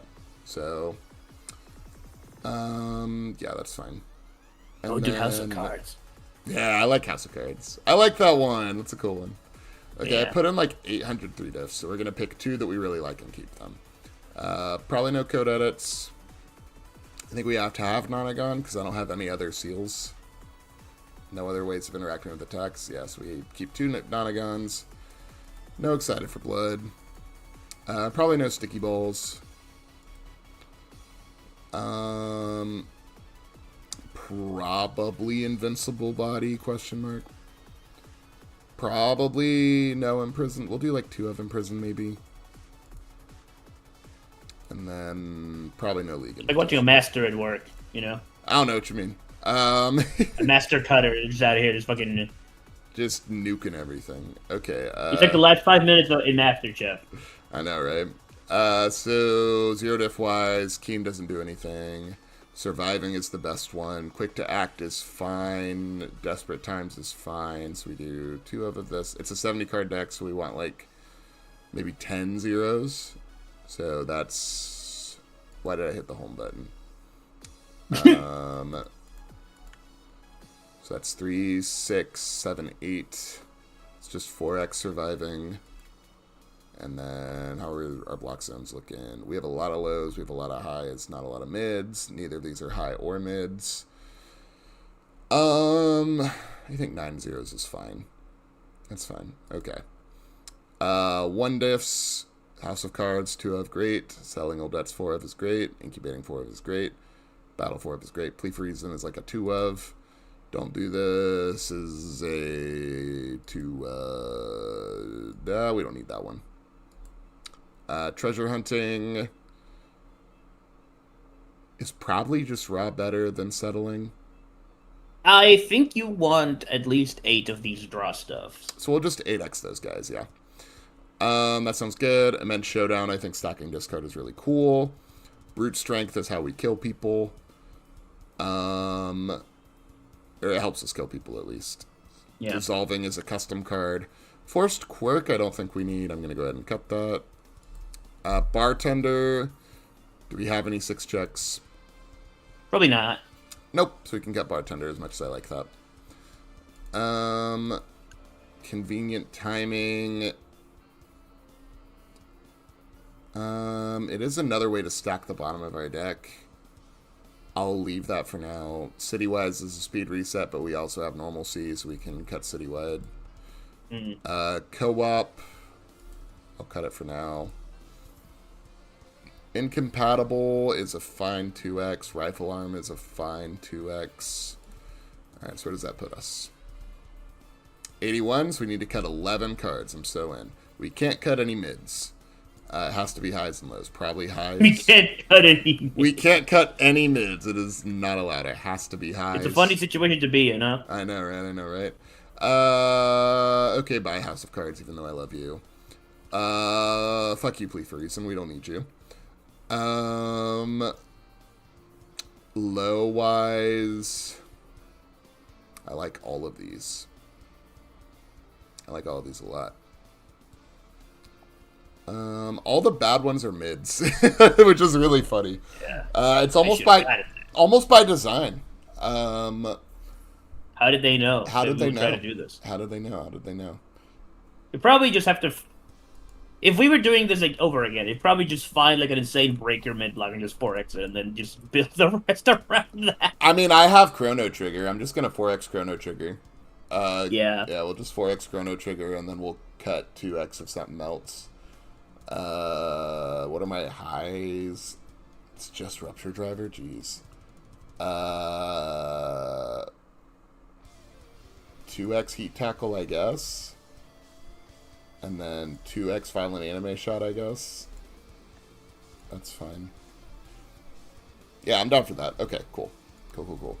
And then we're at 77. I need to cut 7 more. Then play all of them, make it easy. Hey, fair point. He's got a point. When he's right, he's right. When he's right, shit, he's right.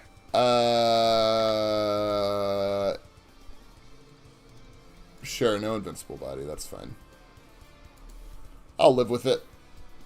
1 incompatible. That's fine. Imprisoned.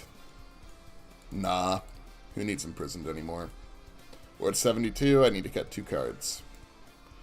Let's cut We're done with imprisoned. What's that? We're done with imprisoned. Yeah, we don't need that one. We don't need imprisoned. We'll cut. I like all of these. You know what? You know what? I don't need airship. Whoa. Chad, he's crazy. I am crazy. I do need airship. Chad, don't tempt him. He's crazy. Yeah, that's crazy. We'll cut Airy. I don't need Airy. That's the real one. And then... Do I have speed hate other than rifle arm? I have surviving the final. No? Oh, incubating, duh. Surviving the final, incubating, rifle arm. Yeah, four incubating is probably where we want to be. Probably enough.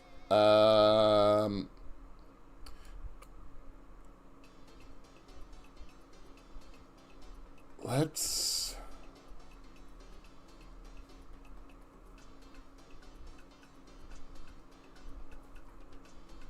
Yeah, we'll just cut the 2x rifle arm and see how it feels. That sounds good.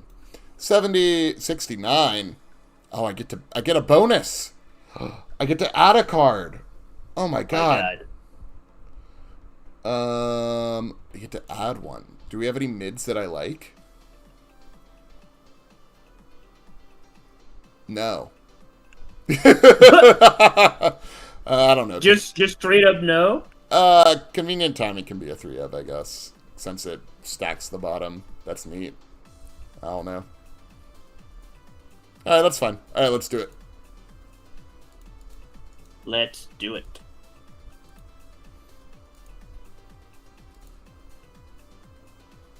What we need is 7 barrier shields, because Jose said, Prio, how do people even die with that card? Hey, fair enough. That was me playing Eno at locals and just having holding bear shield in my hand and being like, how the fuck do I die with it? How do I die with this one? What even kills me if I have this? It's the Phil Birch card. Turns out the answer is inertia, because Eno can't kill people. So it's a true catch-22. Alright, Paul, I need you to make the table.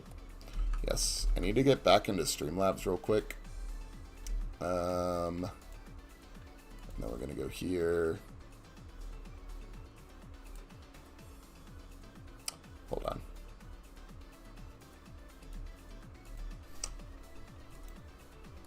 Oh, I have a TTS thing. Let me make sure it's actually catching it. All right, we're good.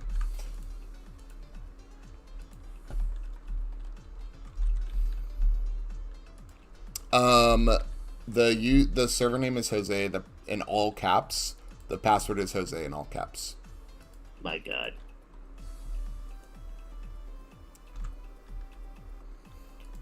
Okay.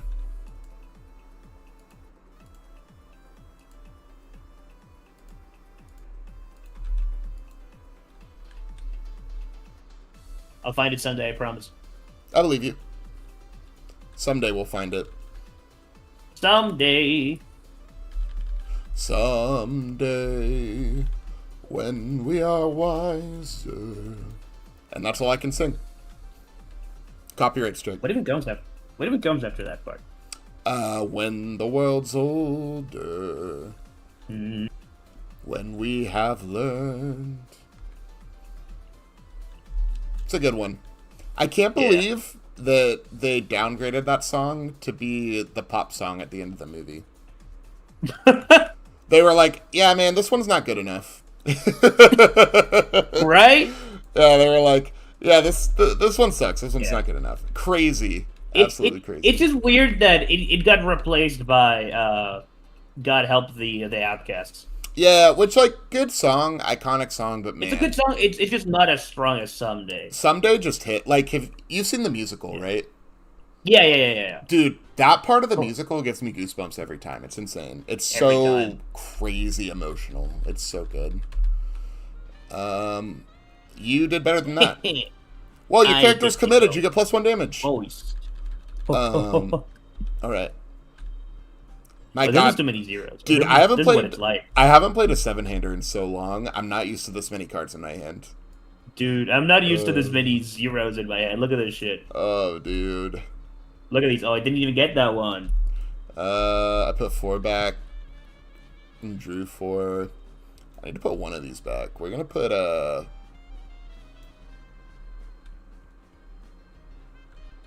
Man, but these are all kind of good. Oh, Jose is playing with himself. Does he have Ino as well? I don't know. I'm gonna put... Oh, Hero to Ino actually just tape swings you to oblivion because she gets the double response on tape swing. She sure does. She sure does. We're gonna do Yeah, this. she gets the Serotutive. Yeah. It just changes the zone on every move. Yeah, I've heard that Hero 2 Ino is very strong. that's got to be cool. Yeah. Oh hell yeah! All right, Paul, we're gonna play the video game right now. You ready? I'm so down. I'm gonna play a classic Hero 2 maneuver. Mm-hmm. Destructive Heat Ray. I see. Very rude, actually. Incredibly rude. A Blitz. Don't do it. No! No! That's so sad. Me when I outlaw fun. Oh, that's so sad. Okay. I will... And then my first in hands, Kamui. I guess. I'm gonna pass. Oh shit, me too. 5 low 4. Yeah, we'll go 5, 6, 7.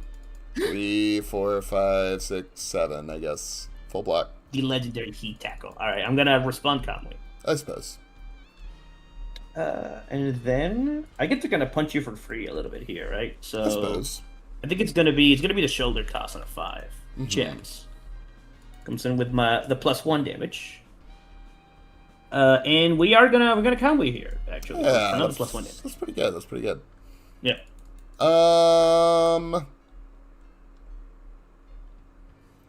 Yeah, I'll just pass. You don't want to Kuragiri here? Do the response? No. Do the ants. I guess. Oh, how do you do that? I forgot what it was. It's Alt and then right click. Nice. I will put the bottom card on top. All right, Yeah, that feels I'll pretty pass. good. I will pass as well. Let's 1 go mid 7. for the partial on a 1, 2, 3, 4. You mean the full? Well, sorry, full, I suppose. Yeah. On block, I'll respond Breaker 2. Already Kamui. You sure will. And then I will take my 4. Any responses? I'll respond on shoulder toss. No. No. Nuh-uh. Mm-mm. Nuh-uh. Alright, Yeah, alright, back to you. alright. On a 5, let's see, 3. Sorry, on a 4, takes a 3. We'll go 4. Then we'll go on a 4, and then we'll go on a 4. Mm-hmm. And I'm satisfied with this arrangement. I'm satisfied. I will never be satisfied. I'll never be satisfied. Here comes the general. Okay. What? Uh, Ladies and gentlemen. We'll do on a 5. What, driver? Any responses? Absolutely not. Go ham. I'm gonna mill 3. You'll spend a momentum. My momentum! You silly goose! We don't need plea for reason. We have a rupture driver. I wasn't gonna get to do anything with it anyway. The way this was Yeah. going. I don't know, man. I didn't think I'd get this far. Well, that's the thing. You were gonna nuke it. Yeah, It was that's true. meaningless. Anything from you? Yeah, we're just gonna Conway here. Sure. Oh, that's true. You can just hit that button. That's crazy. I'll just draw a card because I'm a Nomu. Yeah. Oh, dude, you get to save this for later. I do. That's pretty cool. Yours. No, I'm just passing. I'll dissolve into conflict. Smile. Yeah, put that, save it for later. Oh, that's so cool. I guess I'll pass. I'll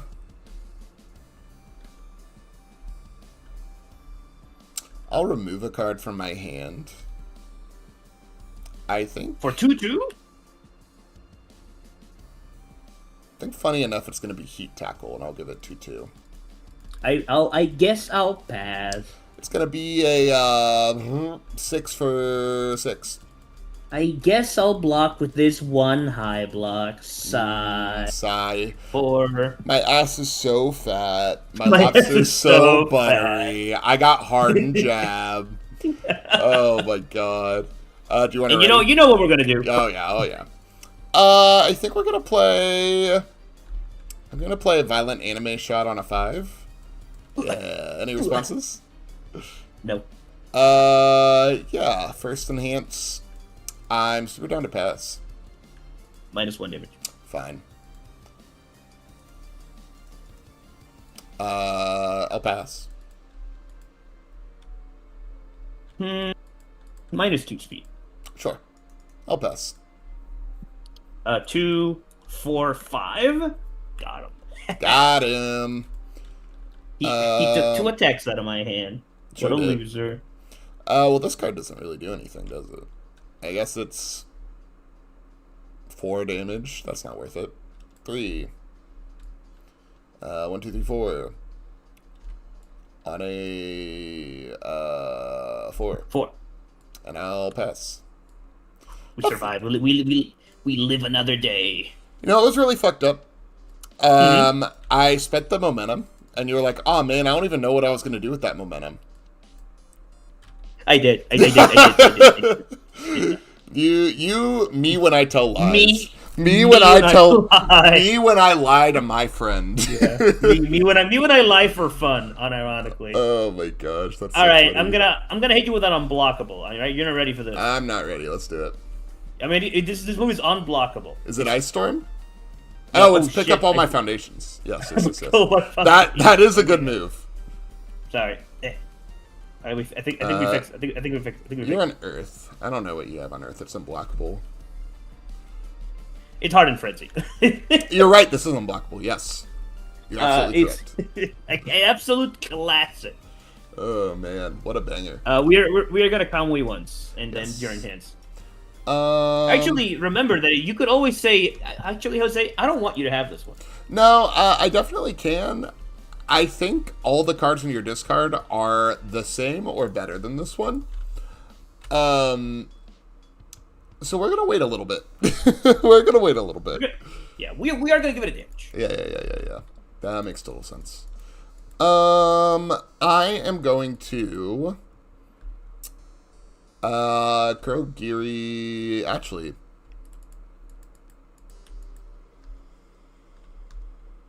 yeah, we're going to put this guy on the bottom. I will pass. I'm gonna Kurogiri once per turn. Man, this guy's so cool. Huh! My god. I understand.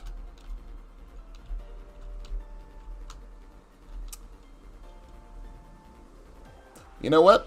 I'm just gonna leave it. I'm gonna leave it where it is. Fair enough. I'm gonna leave it where it I'll is. pass. I'm gonna draw a card. That's reasonable. I'll pass. Yeah, it's 5 damage.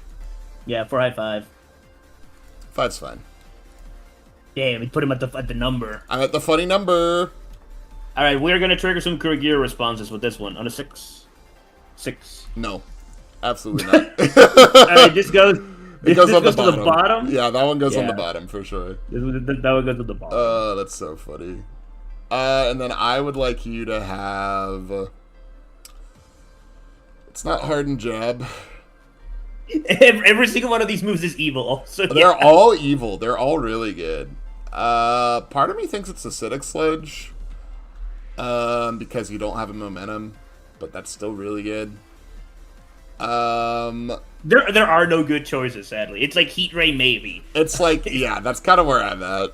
I guess I give you Heat Ray, I suppose. All right. Okay, no, but seriously, though, Oh my god, that's crazy. Any Oh, that's response so funny. to Queen of the Monsters? No responses. All right, we are gonna blitz this down, and then my enhance is pass. I see. I will.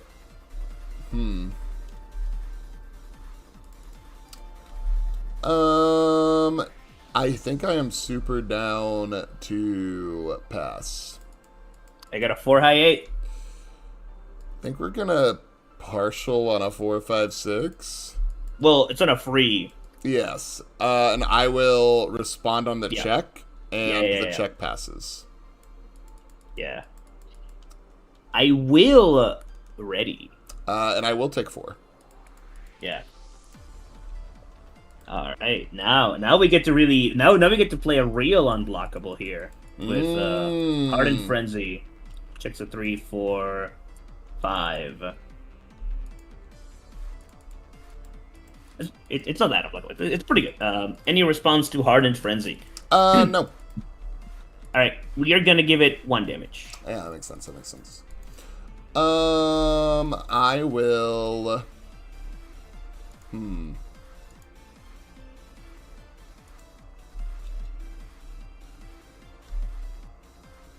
I will pass. I'll say it gets +1/+1 because the card has been built this turn. Yeah, I will pass. We will tighten our lips. Yes, I will pass. It's a 5, and if you full block it builds down. It's a 5-8. Yeah, we're gonna partial on a 5-6. Stop partialing me, no! 6-5-6. Yeah. Yes. I will take my 4. 4, yeah. Ooh, we're getting scary here, Paul. I know. I'm playing with fire.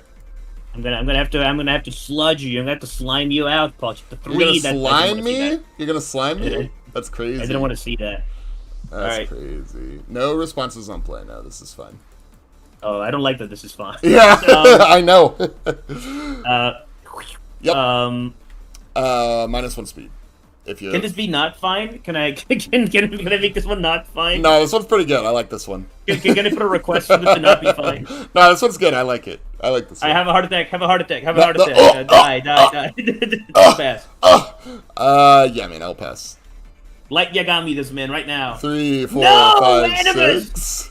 Checks of 5. We'll go 6. Respond breaker 1. Dude, it's so over. It's so over, dude. It's so over, guys. Chat. Oh no. It's never been more over than it is right now. I mean, my hand's empty. I have 1 good card on the bottom. Well, we'll see how I do. I'll draw 7. It might be over, chat. Yeah, this is gonna be pretty bad. Okay, we're gonna start off with Chrono Trigger on a 4. Yeah.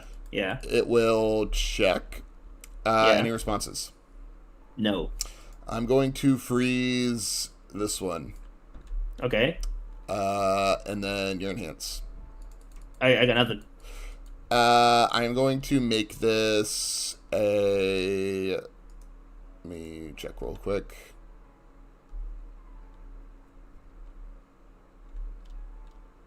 Is he stupid? Not you, me. Guys, his picture is he stupid. Is he stupid? I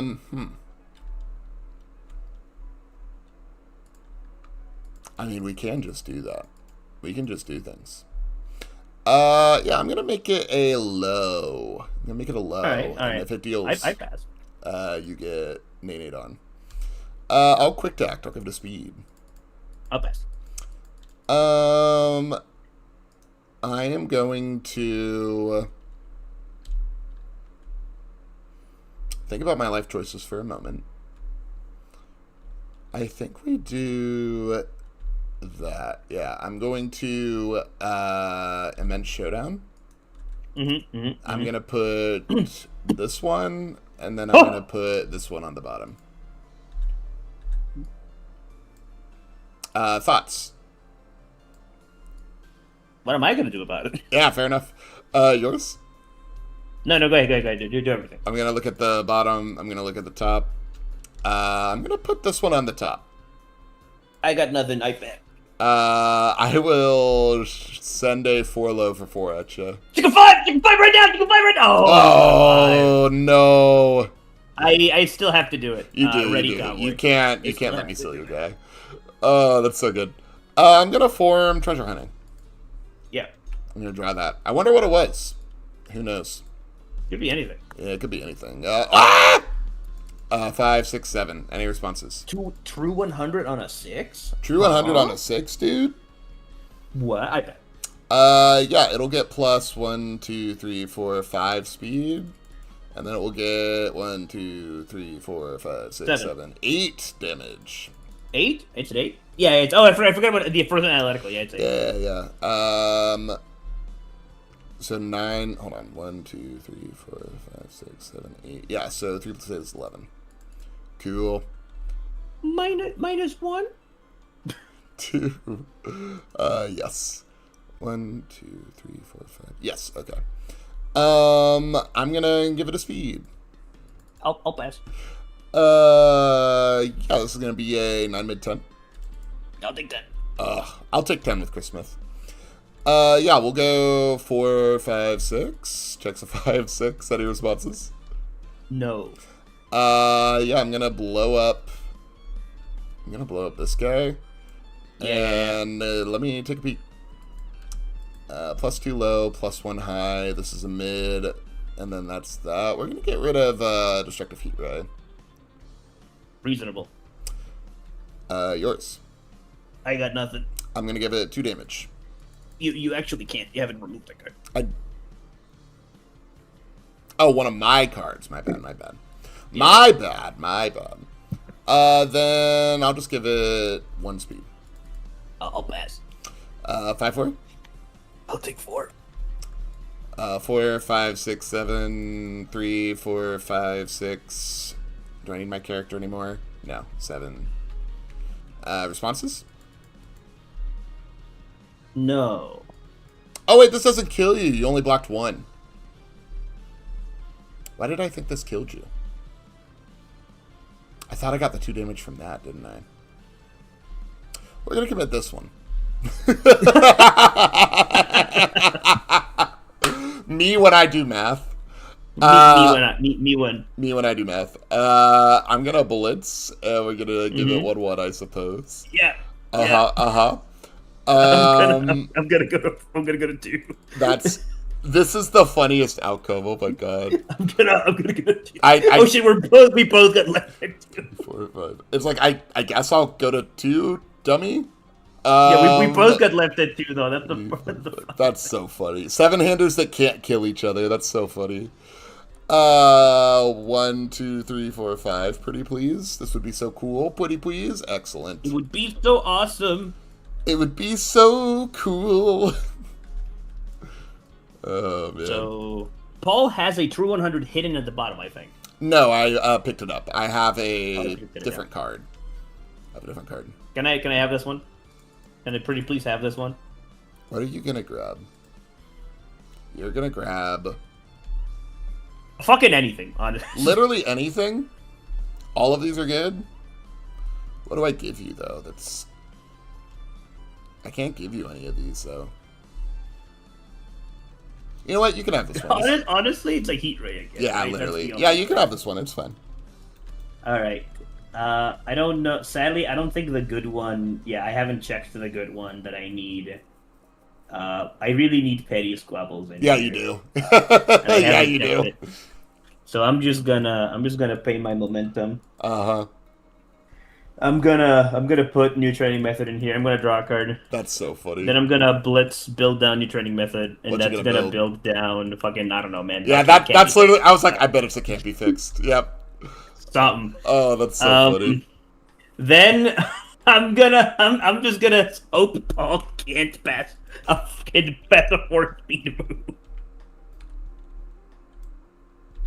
Oh shit, Hitler. I have Hitler, unfortunately. I'll pass. I'm just gonna hope Paul doesn't have a high block. Well, Breaker 2? yeah. See if I care. See if I care. Oh yes, I'm ready. Armor class faith. I checked a 1. You checked a 1. 2.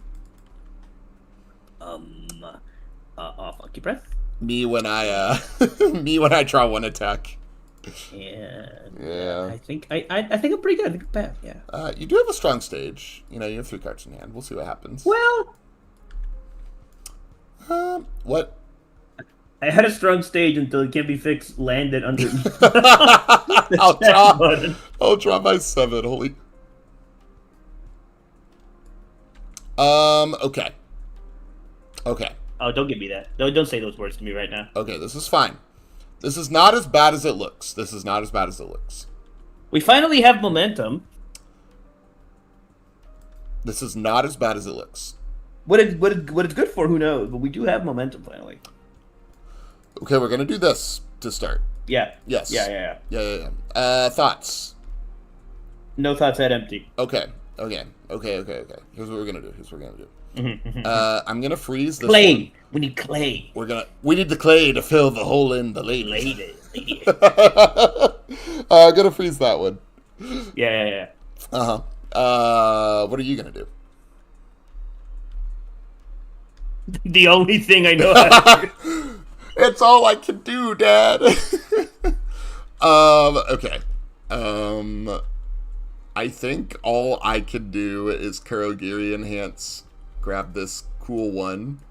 Look at this My one. life has but one purpose. Yes, we're gonna do this, so we're gonna put this one on top. I thought there was a different one there, and now I'm a little sad, but I remember that this one is there. I'm so sorry. No, it's okay, yours? I pass. I have to make this a high. And Alright, if it that's touches reasonable. you get sealed. If it touches me, I'm dead. If it touches you, you're dead. Yeah, I'll pass. Give it a speed. Pass.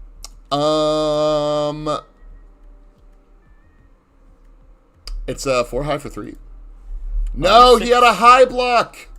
4, 5, 6, 1 high block. I have many. I'm gonna incredible display this bitch back. And already. You know what I just remembered? Uh-huh. I don't have a way to actually draw that card.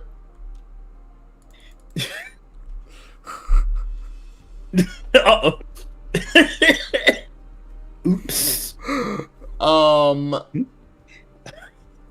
Problem, chat. We have a problem. Chad, there's been a problem with Lego City. Chat, Lego City has a problem. Everyone in chat is like, why are we watching this? Because it's peak. Because it's peak.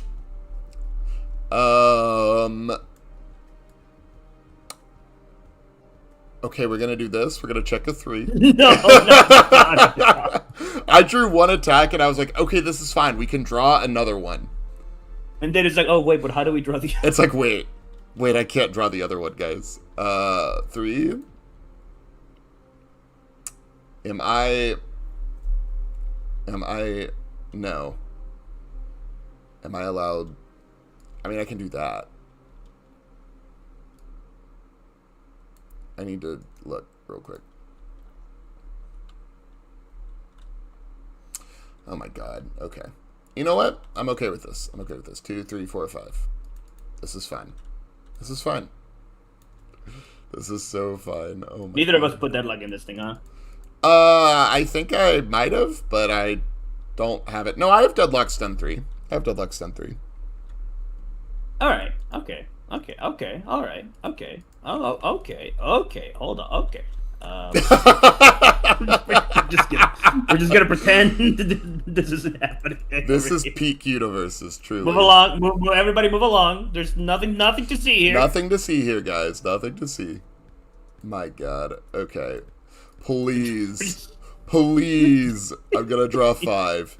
Motherfucker. Okay. You have 4 cards in hand? I Dog. do. I have 4 cards in hand. Dog. Like Sonic has 7 rings in hand, I got 4 cards in mine. Okay, there's something really funny we can do at the very least. There's some funny things we can do, and I'm kind of down for it. Okay, we're gonna go on a 5. Excellent. Any Wonderful. responses? No. Okay. We're gonna Kurogiri enhance. Yes. We're gonna look at the bottom. Uh-huh. There it is. And then we're gonna look at the top. Yeah. Excellent. We're gonna put this one on top of this one. We need the clay. Right. We need the clay. Yours. I wish there was something I could do to stop that -1 damage. I know. Chinatown? No.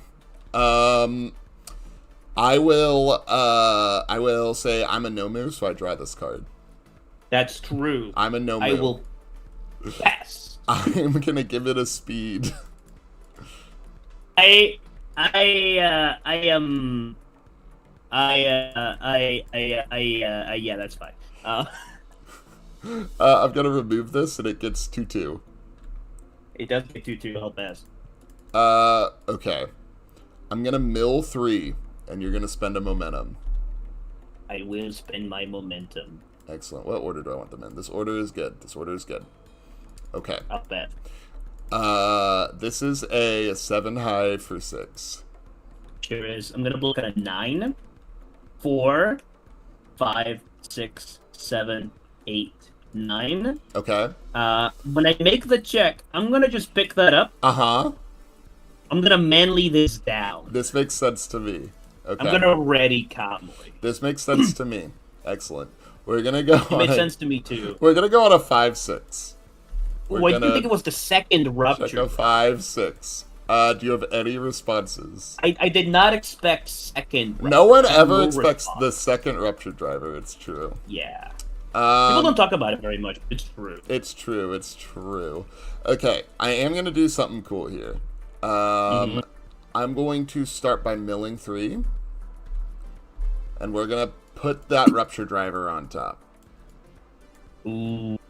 Yeah, you see what I'm doing? You see what I'm doing? Well, I don't know. I don't know how you're gonna milk this last one, but are you just gonna drop 2 of them? You'll find out. Yours. I guess I will. -1 damage. Yes. I'm gonna settling draw a card. Wait. No, I Yeah, lied. I right. lied. That's not what we do. That's the wrong order. We're gonna do this, and we're gonna put it on the bottom. Right. I forgot that I need the clay before I do that. I pass. I'm gonna draw a card. True. There's a rupture driver on top of your deck right now. Yours. Oh, and then you're going to rupture driver right. That Yes. makes sense. Yeah, I'll pass. I'm gonna draw a card, and then we're gonna cycle. It's Chad. What they don't tell you in school is that it's the third rupture driver that gets there. That's true.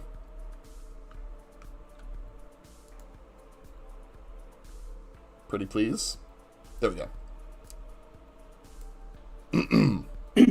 Yeah, I'll like passing stuff. Okay. We're gonna remove this card, and we're gonna give it 2-2. Yeah, you will. Let's give it -2 speed with funky breath, guys. Let's get a little funky. Funky breath. I like that one. Yeah. Yeah. I'm gonna give it a speed. You will. I will pass. This is gonna be a 5-5. We'll try to block on a 7, guys. Where'd you get that? 5, a 6, a 7. Oh, that's so I'm gonna funny. manly this Yeah. down, and then I'm gonna ready do it. I'm coming, Nate. Do you wanna build something? Not particularly. Okay, that's fine. That's fine. Okay, but what about the third rupture driver on a 5-6-7? Yeah. Does that seem okay? Does that seem interesting? That's the thing about film school. Nobody's ready for third rupture driver. No one's ready for the third rupture driver. It's true. Yeah. No, I'm like good and stuff. Okay. Here's what we're gonna do. Yeah. I am going to draw a card. Yeah, you will. Yours. What might as well. This is so funny. You still have to full block it is the funniest part. We're gonna remove this for 2-2. right. The legendary rupture driver chain. I'll pass. Yes, you will, Reginald. Okay. Now, what if I gave it +1 speed? That'd be pretty sick. It would be so cool. It's a 7 high for 4. 7 high for 4.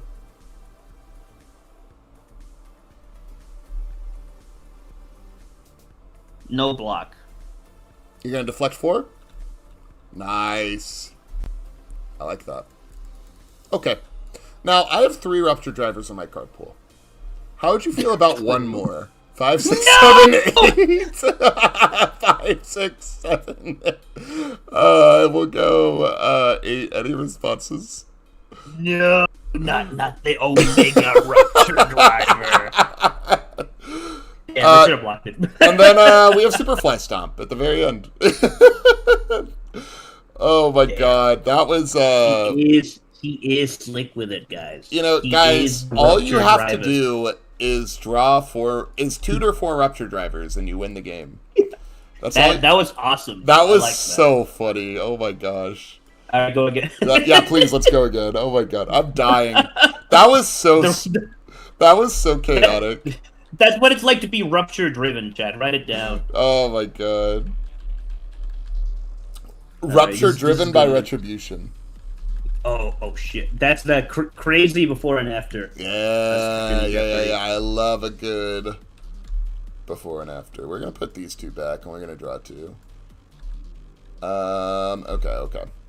The worst part is that I think if I did all that, I would have died to the super flash with like 4/4 on. Yes, 100%. 100% Yeah. you would have, yes. And I definitely would have passed it, I think. I was checking 5s like crazy. It's because all the 5s were where I wanted them to be.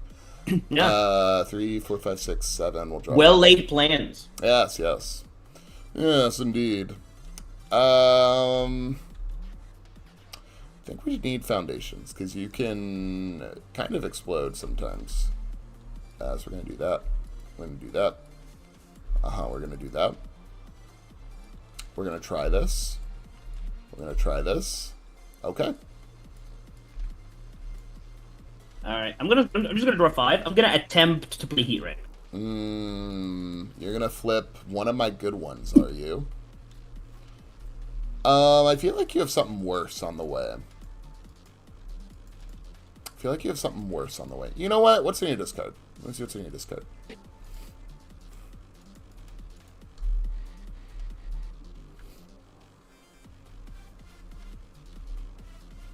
Yeah, we're gonna tell you no, and then I'm gonna give you Hardened Frenzy. You can have that one. I really wanted to flip Immense Showdown.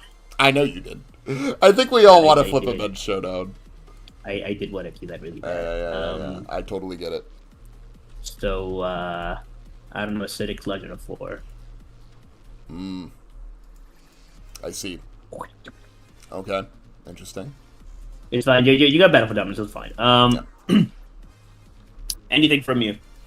You have an enhance if you would like one. No, I'm good. Oh. Yeah. I can't do Kogiri enhance, because you put a gun in my face. So Yeah. I will. I think we'll Immense Showdown before we lose it. We're just gonna put Rupture Driver and Superfly Stomp on the bottom. This guy loves Rupture Driver. Dude, it's so good, dude. It draws This you dude a card. fucking loves Bro, Rupture it draws Driver, you a Chad. card. It's crazy. What a good one. It's such It was a bunch of moves for 7. That like a 7-speed move that was pretty good. It's pretty hard. I It got does pretty nothing, hard. Paul. You have nothing? Nothing at all? It's a 4/4. I'll Battle for Dominance. Yeah, I got nothing. Okay. I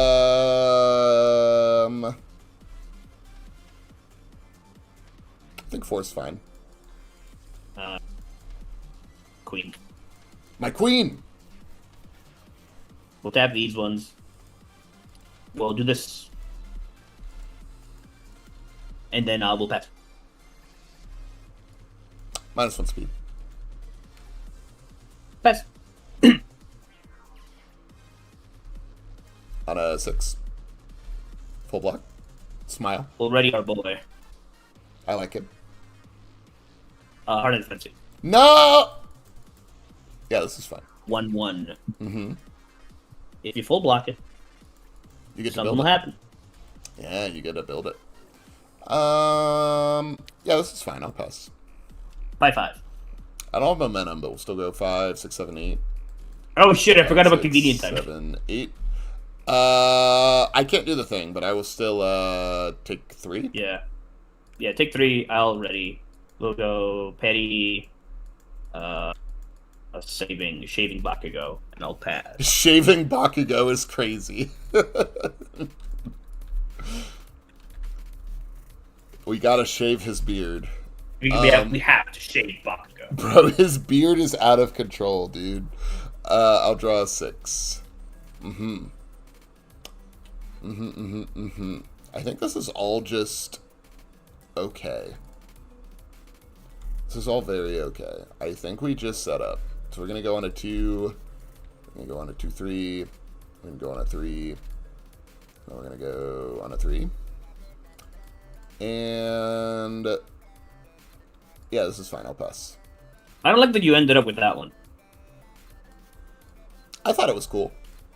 We might have to do something about it. It could be so cool.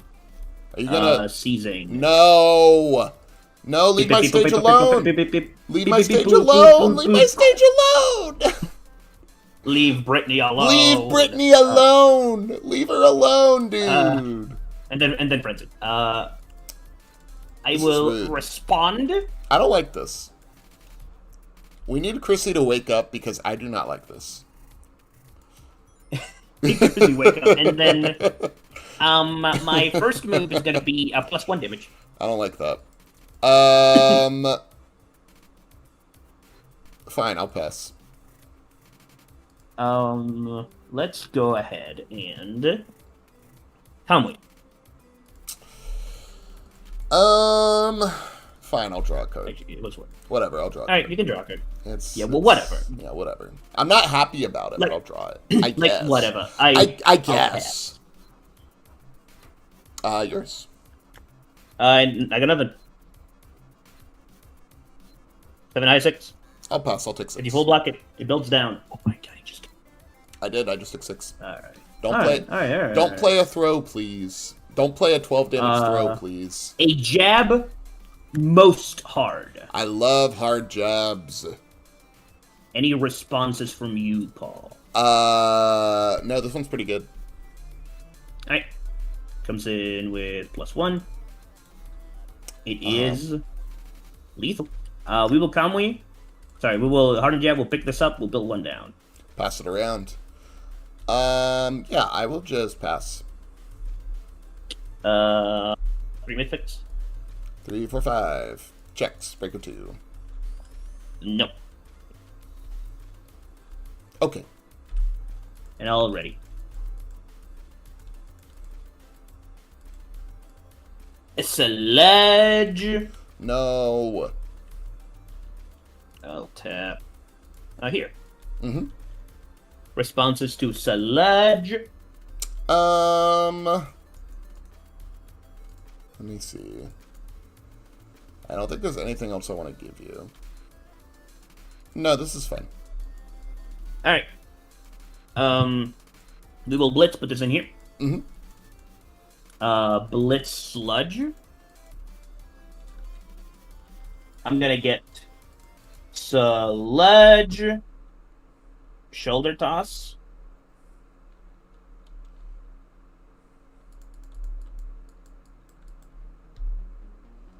Yes. Oh, I think. Hold on. Gotta make sure these are okay. Yeah, good. First in hands, Petty Squabble. Damn it, I forgot these are blitzes. I had a trick for you.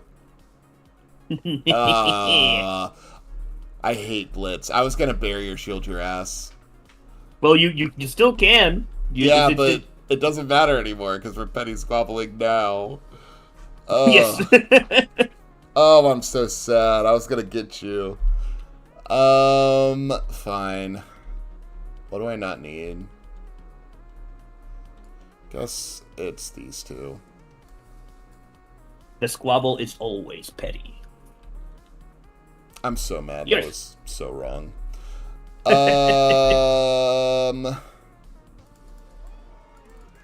Fine, -1 speed.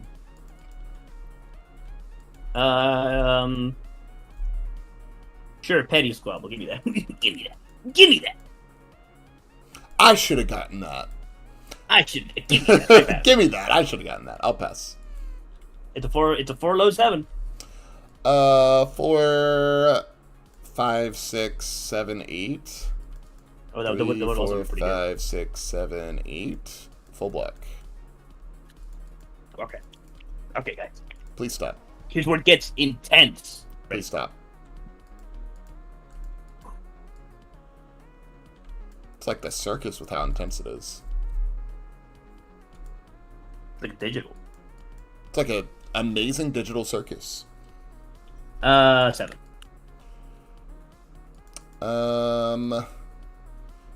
You get to clog my card pool again. You don't get to add more cards on top. I do not. You're just not gonna do that. You're just playing this to hit me. I think I have to let this one go. Yeah, this is fine. Alright, we will blitz. Yes. Stuff. Alright, guys, did you get that? Did you get what Paul you said?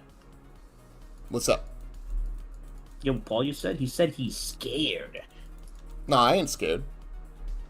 I do have to plus what damage this, which makes me sad. Yeah, that makes sense.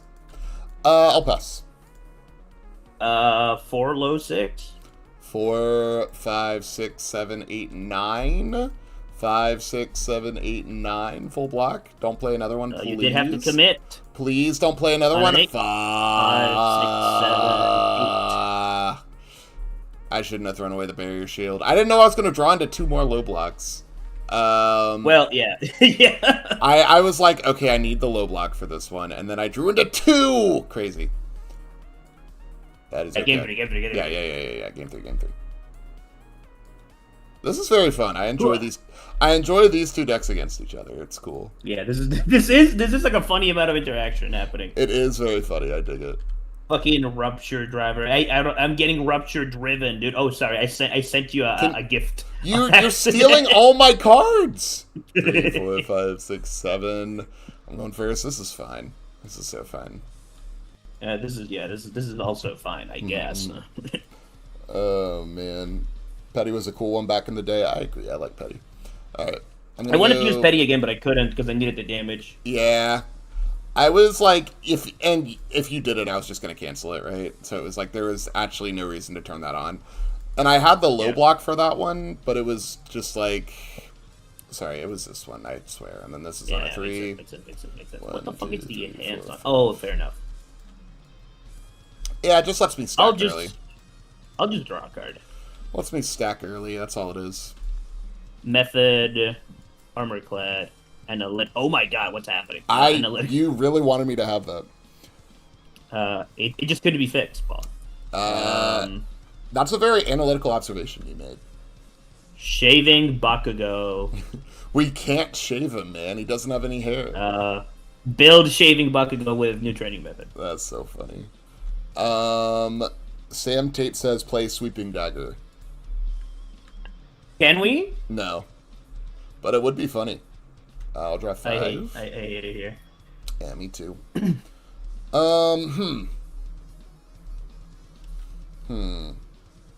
have 2 cards in hand, do you? I do. Okay, here's what we're gonna do. Tell me what we're gonna do. Tell me what you want. What I really want. Yeah, we're just gonna play. We're gonna play Wupsha Dwyva. Fuck. For. It's a fucking Loch Ness monster again. We'll just do. I don't need this one. Responses. No, I got nothing. I'm gonna flip Convenient Timing, and I'm gonna put just a Chrono Trigger on the bottom.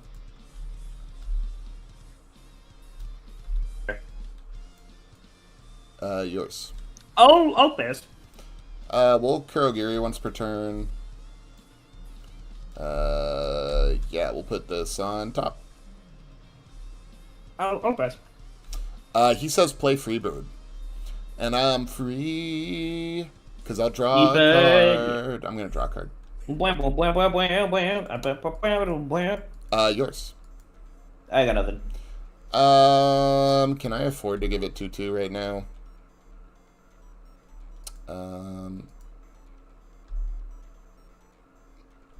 I don't know, man. I like all these codes. It just seems so blockable, even at 6 speed. Yeah, it's just like, that doesn't seem worth it at all. Yeah, it's a 4/5. That's fine. Right. 6. Nice. I think I accomplished what I wanted to. I kind of just wanted to. Yeah, I agree. Yeah, I think we did what we wanted to do. We're gonna go 2/3. Chat, type in the comments if you think we accomplished what we wanted to. Chat, type in the comments if you think that was a good play. I'll pass. Chat, and if you don't, shut up.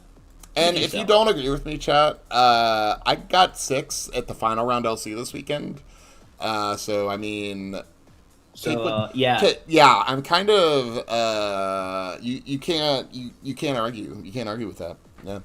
I'm gonna flip your mission. Can you stop playing this card? I'm gonna flip it. Play other cards. For the love of God. Oh, you want me to play another card? Fucking make me play another card. Give me another move, motherfucker. Fine. You can play it. You can flip it. Go for it. Give me one of the 2 other heat races in my discard. No, fine. Go for it. Play it. Play it. Yep, you're allowed. You're allowed. Or Queen, I guess. I prefer this one over all the other ones. You're fine. Fair enough. I'm gonna get 2 powder tokens. We're gonna. Have you ever seen like the CS:GO fucking headshot compilation where he goes? I'm gonna respond. Because I haven't. I'm gonna respond chivalrous competitor, and flip that instead. Thank you very much. Oh, that is a good one, huh? Freebird is sweeping daggers. It sure is. Do you have an enhance? Not really. Yeah, me neither. I think I'm just gonna convenient timing. I'm just gonna put true 100 on a 6 diff on the bottom. That's fair. It's just like a 503. I don't really have much to do here. Yeah, it's fine. And then I'll just Kurogiri once per turn. Yeah. Yeah. We'll just take a peek. Oh, I want both of these, but we can just have this one. It's just this one. I got nothing. Hold on, let me make sure I'm doing this right. Yeah, we're gonna do this, and then we're gonna do this. Oh wait, no, I can't put them back in any order, can I? No, it's just put the bottom on top. Okay, we're gonna wait to do that then. We're gonna wait. Jose, we're gonna wait. We're gonna wait before I do that. And we're gonna pretend I totally didn't see what that card is. It's a 503.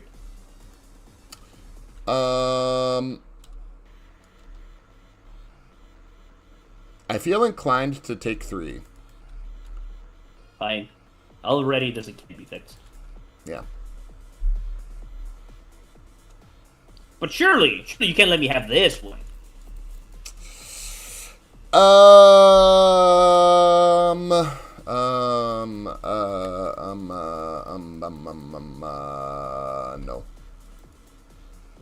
No, I can't let you have that one. You're right. I'll tell you what. You don't have momentum. You don't have momentum. This card's bad. You take this one. I wouldn't say it's bad. No, it's bad. Card 6. Oh, okay. I thought it was okay. Nope. Shoulder toss, but sad. That's true. Shoulder toss, sad version. So, shoulder toss, but with shoulder toss when you're not a brawler. Yeah, shoulder toss, but you're not a brawler. Shoulder toss, Sun but one. Mr. Brightside is playing while you're crying in the bathroom at your high school prom. Well, you're crying in the bathroom. Yeah. Coming out of my cage and I've been doing just fine. Oh my god, what a niche meme. It's a 1 mid 5. Yeah, that sounds great. It is like a 1 mid 5. Do you have an enhance? Not really. Yeah.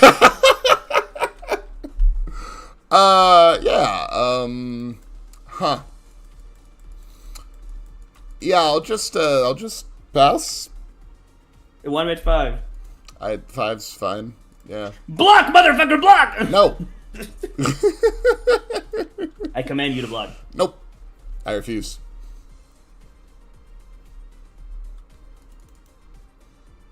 I guess, man. I don't know what it is. I just wanted to click on it.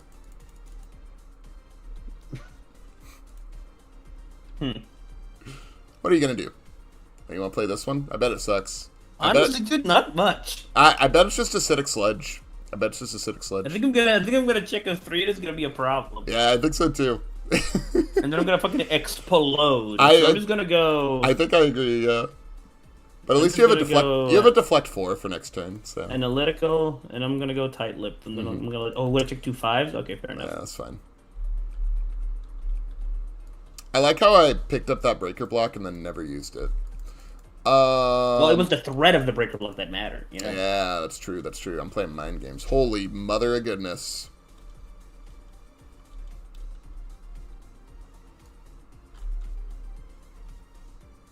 I think you're just never killing me. Well, you see, chat. We put. Oh my god. We put Paul at 11, so he could use his dissolving the conflicts. Mm-hmm. We are very smart. I'm gonna review this card Very for interesting. no Very reason. interesting. Uh-huh.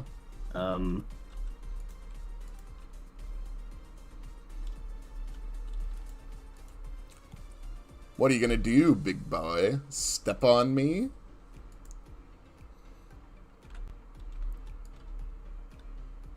I don't know. I don't know. I don't like you holding 5 cards. I'm not into. I'm not interested in this. Yeah, I don't like you holding 5. That feels like it's excessive. That feels probably like bad for the environment. That and feels shit. kind Like, of fucked up evil a little bit. Yeah, it's a little. I Yeah, think the gays would call it a vibe. we're gonna review that barrier shield. I have 4. We're gonna draw 3. Yeah, this is great. I need to find an Earth 6 check. True. Earth 6 checks are good. Police connections would be pretty good. That would be good. I like that one. Probably just the Riku one. We're gonna go on a 5. Build Yeah. check. Any responses? Yeah. No. I'm gonna blitz. I'm gonna get a little bit tense. A little bit tense. Little bit of this. A Little bit of that. Half of 19 is 9. It's so 10. I have to be at It's 9. 9 for this card Yeah, to work. 9.5. Yeah, Yeah, 9.5. If only I could burn myself. If only I could burn my red. No, my life is so hard. Yeah. Yeah. 3i6. I think Yeah. first things first, I'm the realist. And then second things second. We're gonna Kurogiri. Yeah.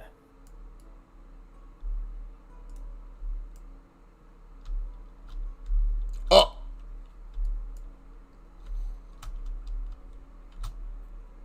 We're gonna do this, and then we're gonna do this. Uh-huh. Yours. I got nothing. I'm just gonna draw a card. Actually, I guess it's Conway. That's what I got. I'm gonna draw a card. Yeah, I'll That bet. was pretty cool.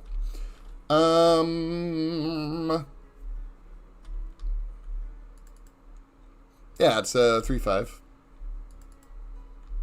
4. Manly. Manly. Conway. Yeah. Yeah, all 4 I'm treasure hunting. Yeah. I am exactly 15 now. You're getting so old. I'm so proud of you. Lately. I know.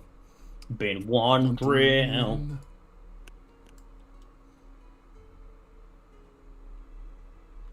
You have 4 in hand. You can always petty squabble. No, I can't.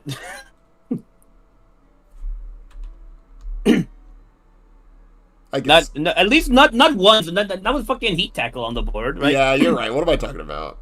You can cancel. We can cancel You- once. you- If I petty squabble twice, Yeah, you're and you so don't right. just let it go because you don't give a shit. You're so right. You're so right. Yeah, I don't know what I was thinking with that. I think here we just go. I'm overthinking this way too much. Yeah, we go 4, 5, 3, 4, 5. Any responses? No. Yeah, we're gonna start off by freezing this one, I guess. Fair enough. Yours. I'm gonna make it a high, and if it touches you, I seal you. Don't touch me. Ooh, don't touch me. Ooh, don't touch me.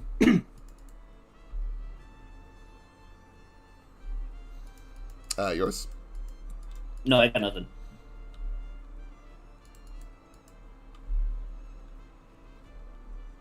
I will pass. 3i for 2. In the UFS justice system, blocks of the high variety are especially heinous. That's true. Already. That makes sense. I'm gonna try that again. 4, 5, 6. What the fuck? What a Fuck! Daisy Twigger? 3, 4, 5, 6. I'm no longer doing this. What the fuck, Bill Clinton? Bill Clinton. Yeah, we're gonna make this a high. How do you kill me after this? What string could so, possibly kill me after I this? needed to check I needed to check a little better there.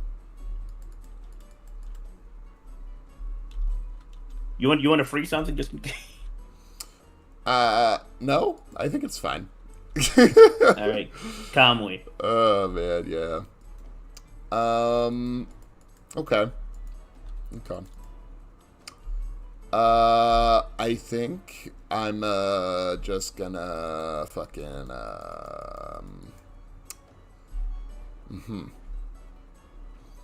Yeah, I'll just pass 3i for 1. The thing is, I think I do still have to block this. On a 6, 5, 6, ready cowboy. Yeah, that makes sense. I'm not killing you anymore, so we're just No. gonna go. I just didn't want you having blue yellow RC. No, that makes perfect sense. I got you. I got you. Got you. I got you. Your Nonagon is -3 damage, by the way. You're so right. That was a lot of 3s, man. I checked way too many 3s there. I can't commit any of these. I could commit this one and that would be it, so we're good. I'll pass. Boys, let's send it to the mines. No, not the mines. Let's send it to the mines of craft. What's the Goblin song from the Lord of the Rings animated movie? Oh, dude. I know exactly when what there's you're talking a whip, about. Where there's a whip, there's a way. way. Where there's a whip, there's a way. Where there's a whip, we don't want no sludge today. But the Lord of the Lash says, The lash says, nay, nay, nay. Yeah, you can have this one. This We're is gonna sludge all day, all day, all day. Where there's a sludge, there's a way. Alright, so any responses to this? No responses, man. This is fine. Alright, I'm gonna slurp it up. Uh-huh. I am gonna pay a momentum. And I am going to proceed to stack 2 5s on top of my deck. Yeah, that makes sense. It is your enhance. Actually, no, it's mine. It's Conway. Oh, okay, sure. I'm trying to think if I have a way to mess with this. I guess we can do that.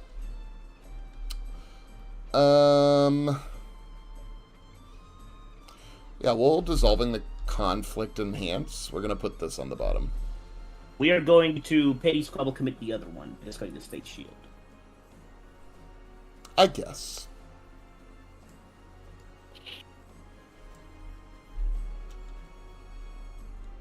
I guess.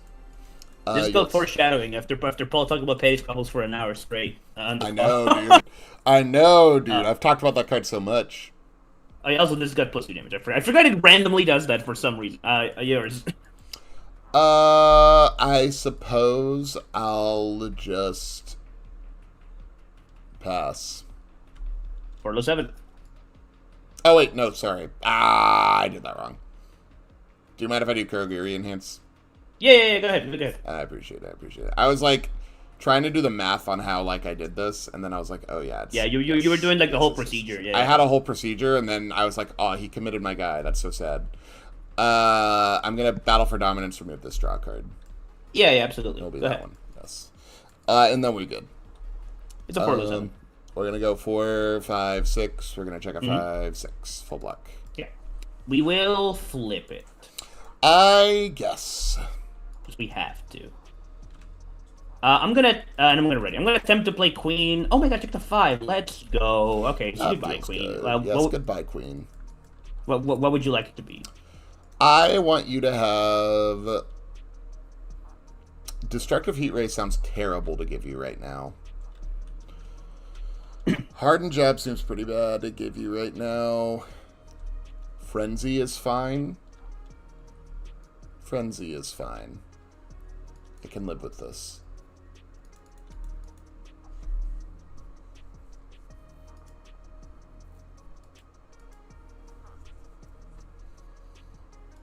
Oh, you motherfucker. How could you? How could you? This. Emblem +1. Response. No. We're gonna Kamui. Oh, you don't want to unflip this one? No, I don't. Nah, that makes sense. Yeah, that sounds good to me. I need these for nefarious reasons later. Do you remember earlier in the stream when I said people always forget to use Blue Roman Cancel? Yeah, you could have frozen one. Yeah, I know, right? Isn't Isn't that so funny? Oh, the foreshadowing is crazy this season. Foreshadowing is crazy. I guess, like, you didn't have anything committed, did you? That, like... No, I you had like, one face down. You had committed. one face down committed, yeah. So, yeah. The foreshadowing is crazy. Yeah, yours. We're gonna give it the old 2-speed. Yeah, that's fine. I'll pass. We're gonna give it the old 2 damage. Yeah, I'm gonna just pass.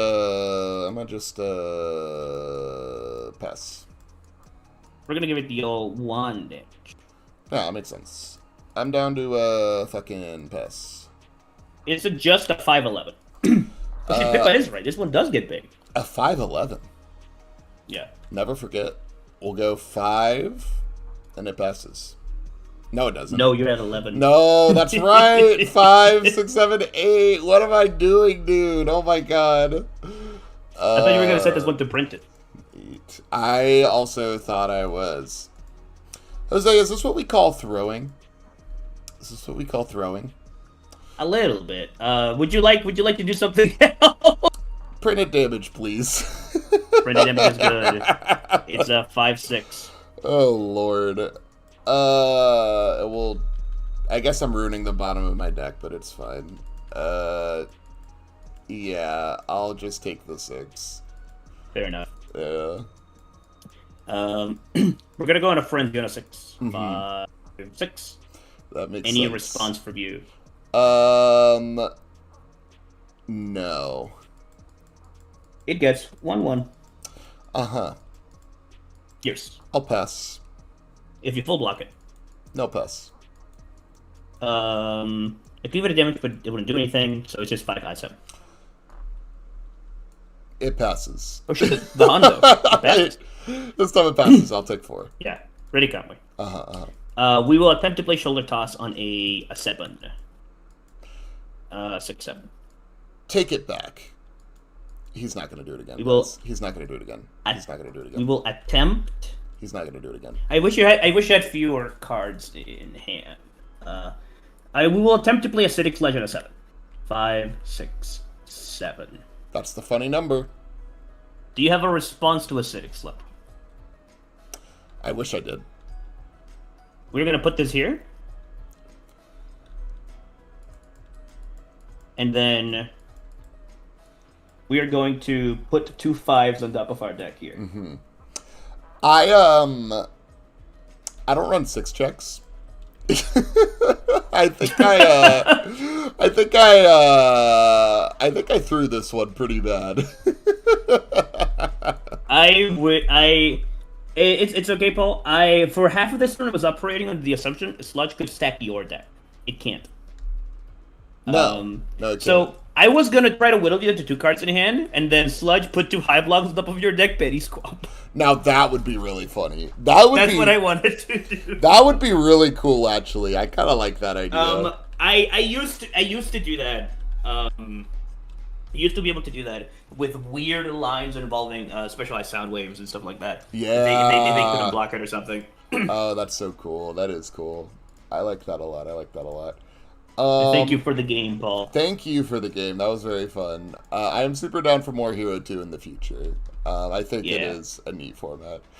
This deck was cool. It's definitely something that I'm going to look at a little bit more. I think it's very Yeah, but both of these decks need to be like, we need to think about these for a second. think about them and put effort into them. Yeah. Yes, I agree.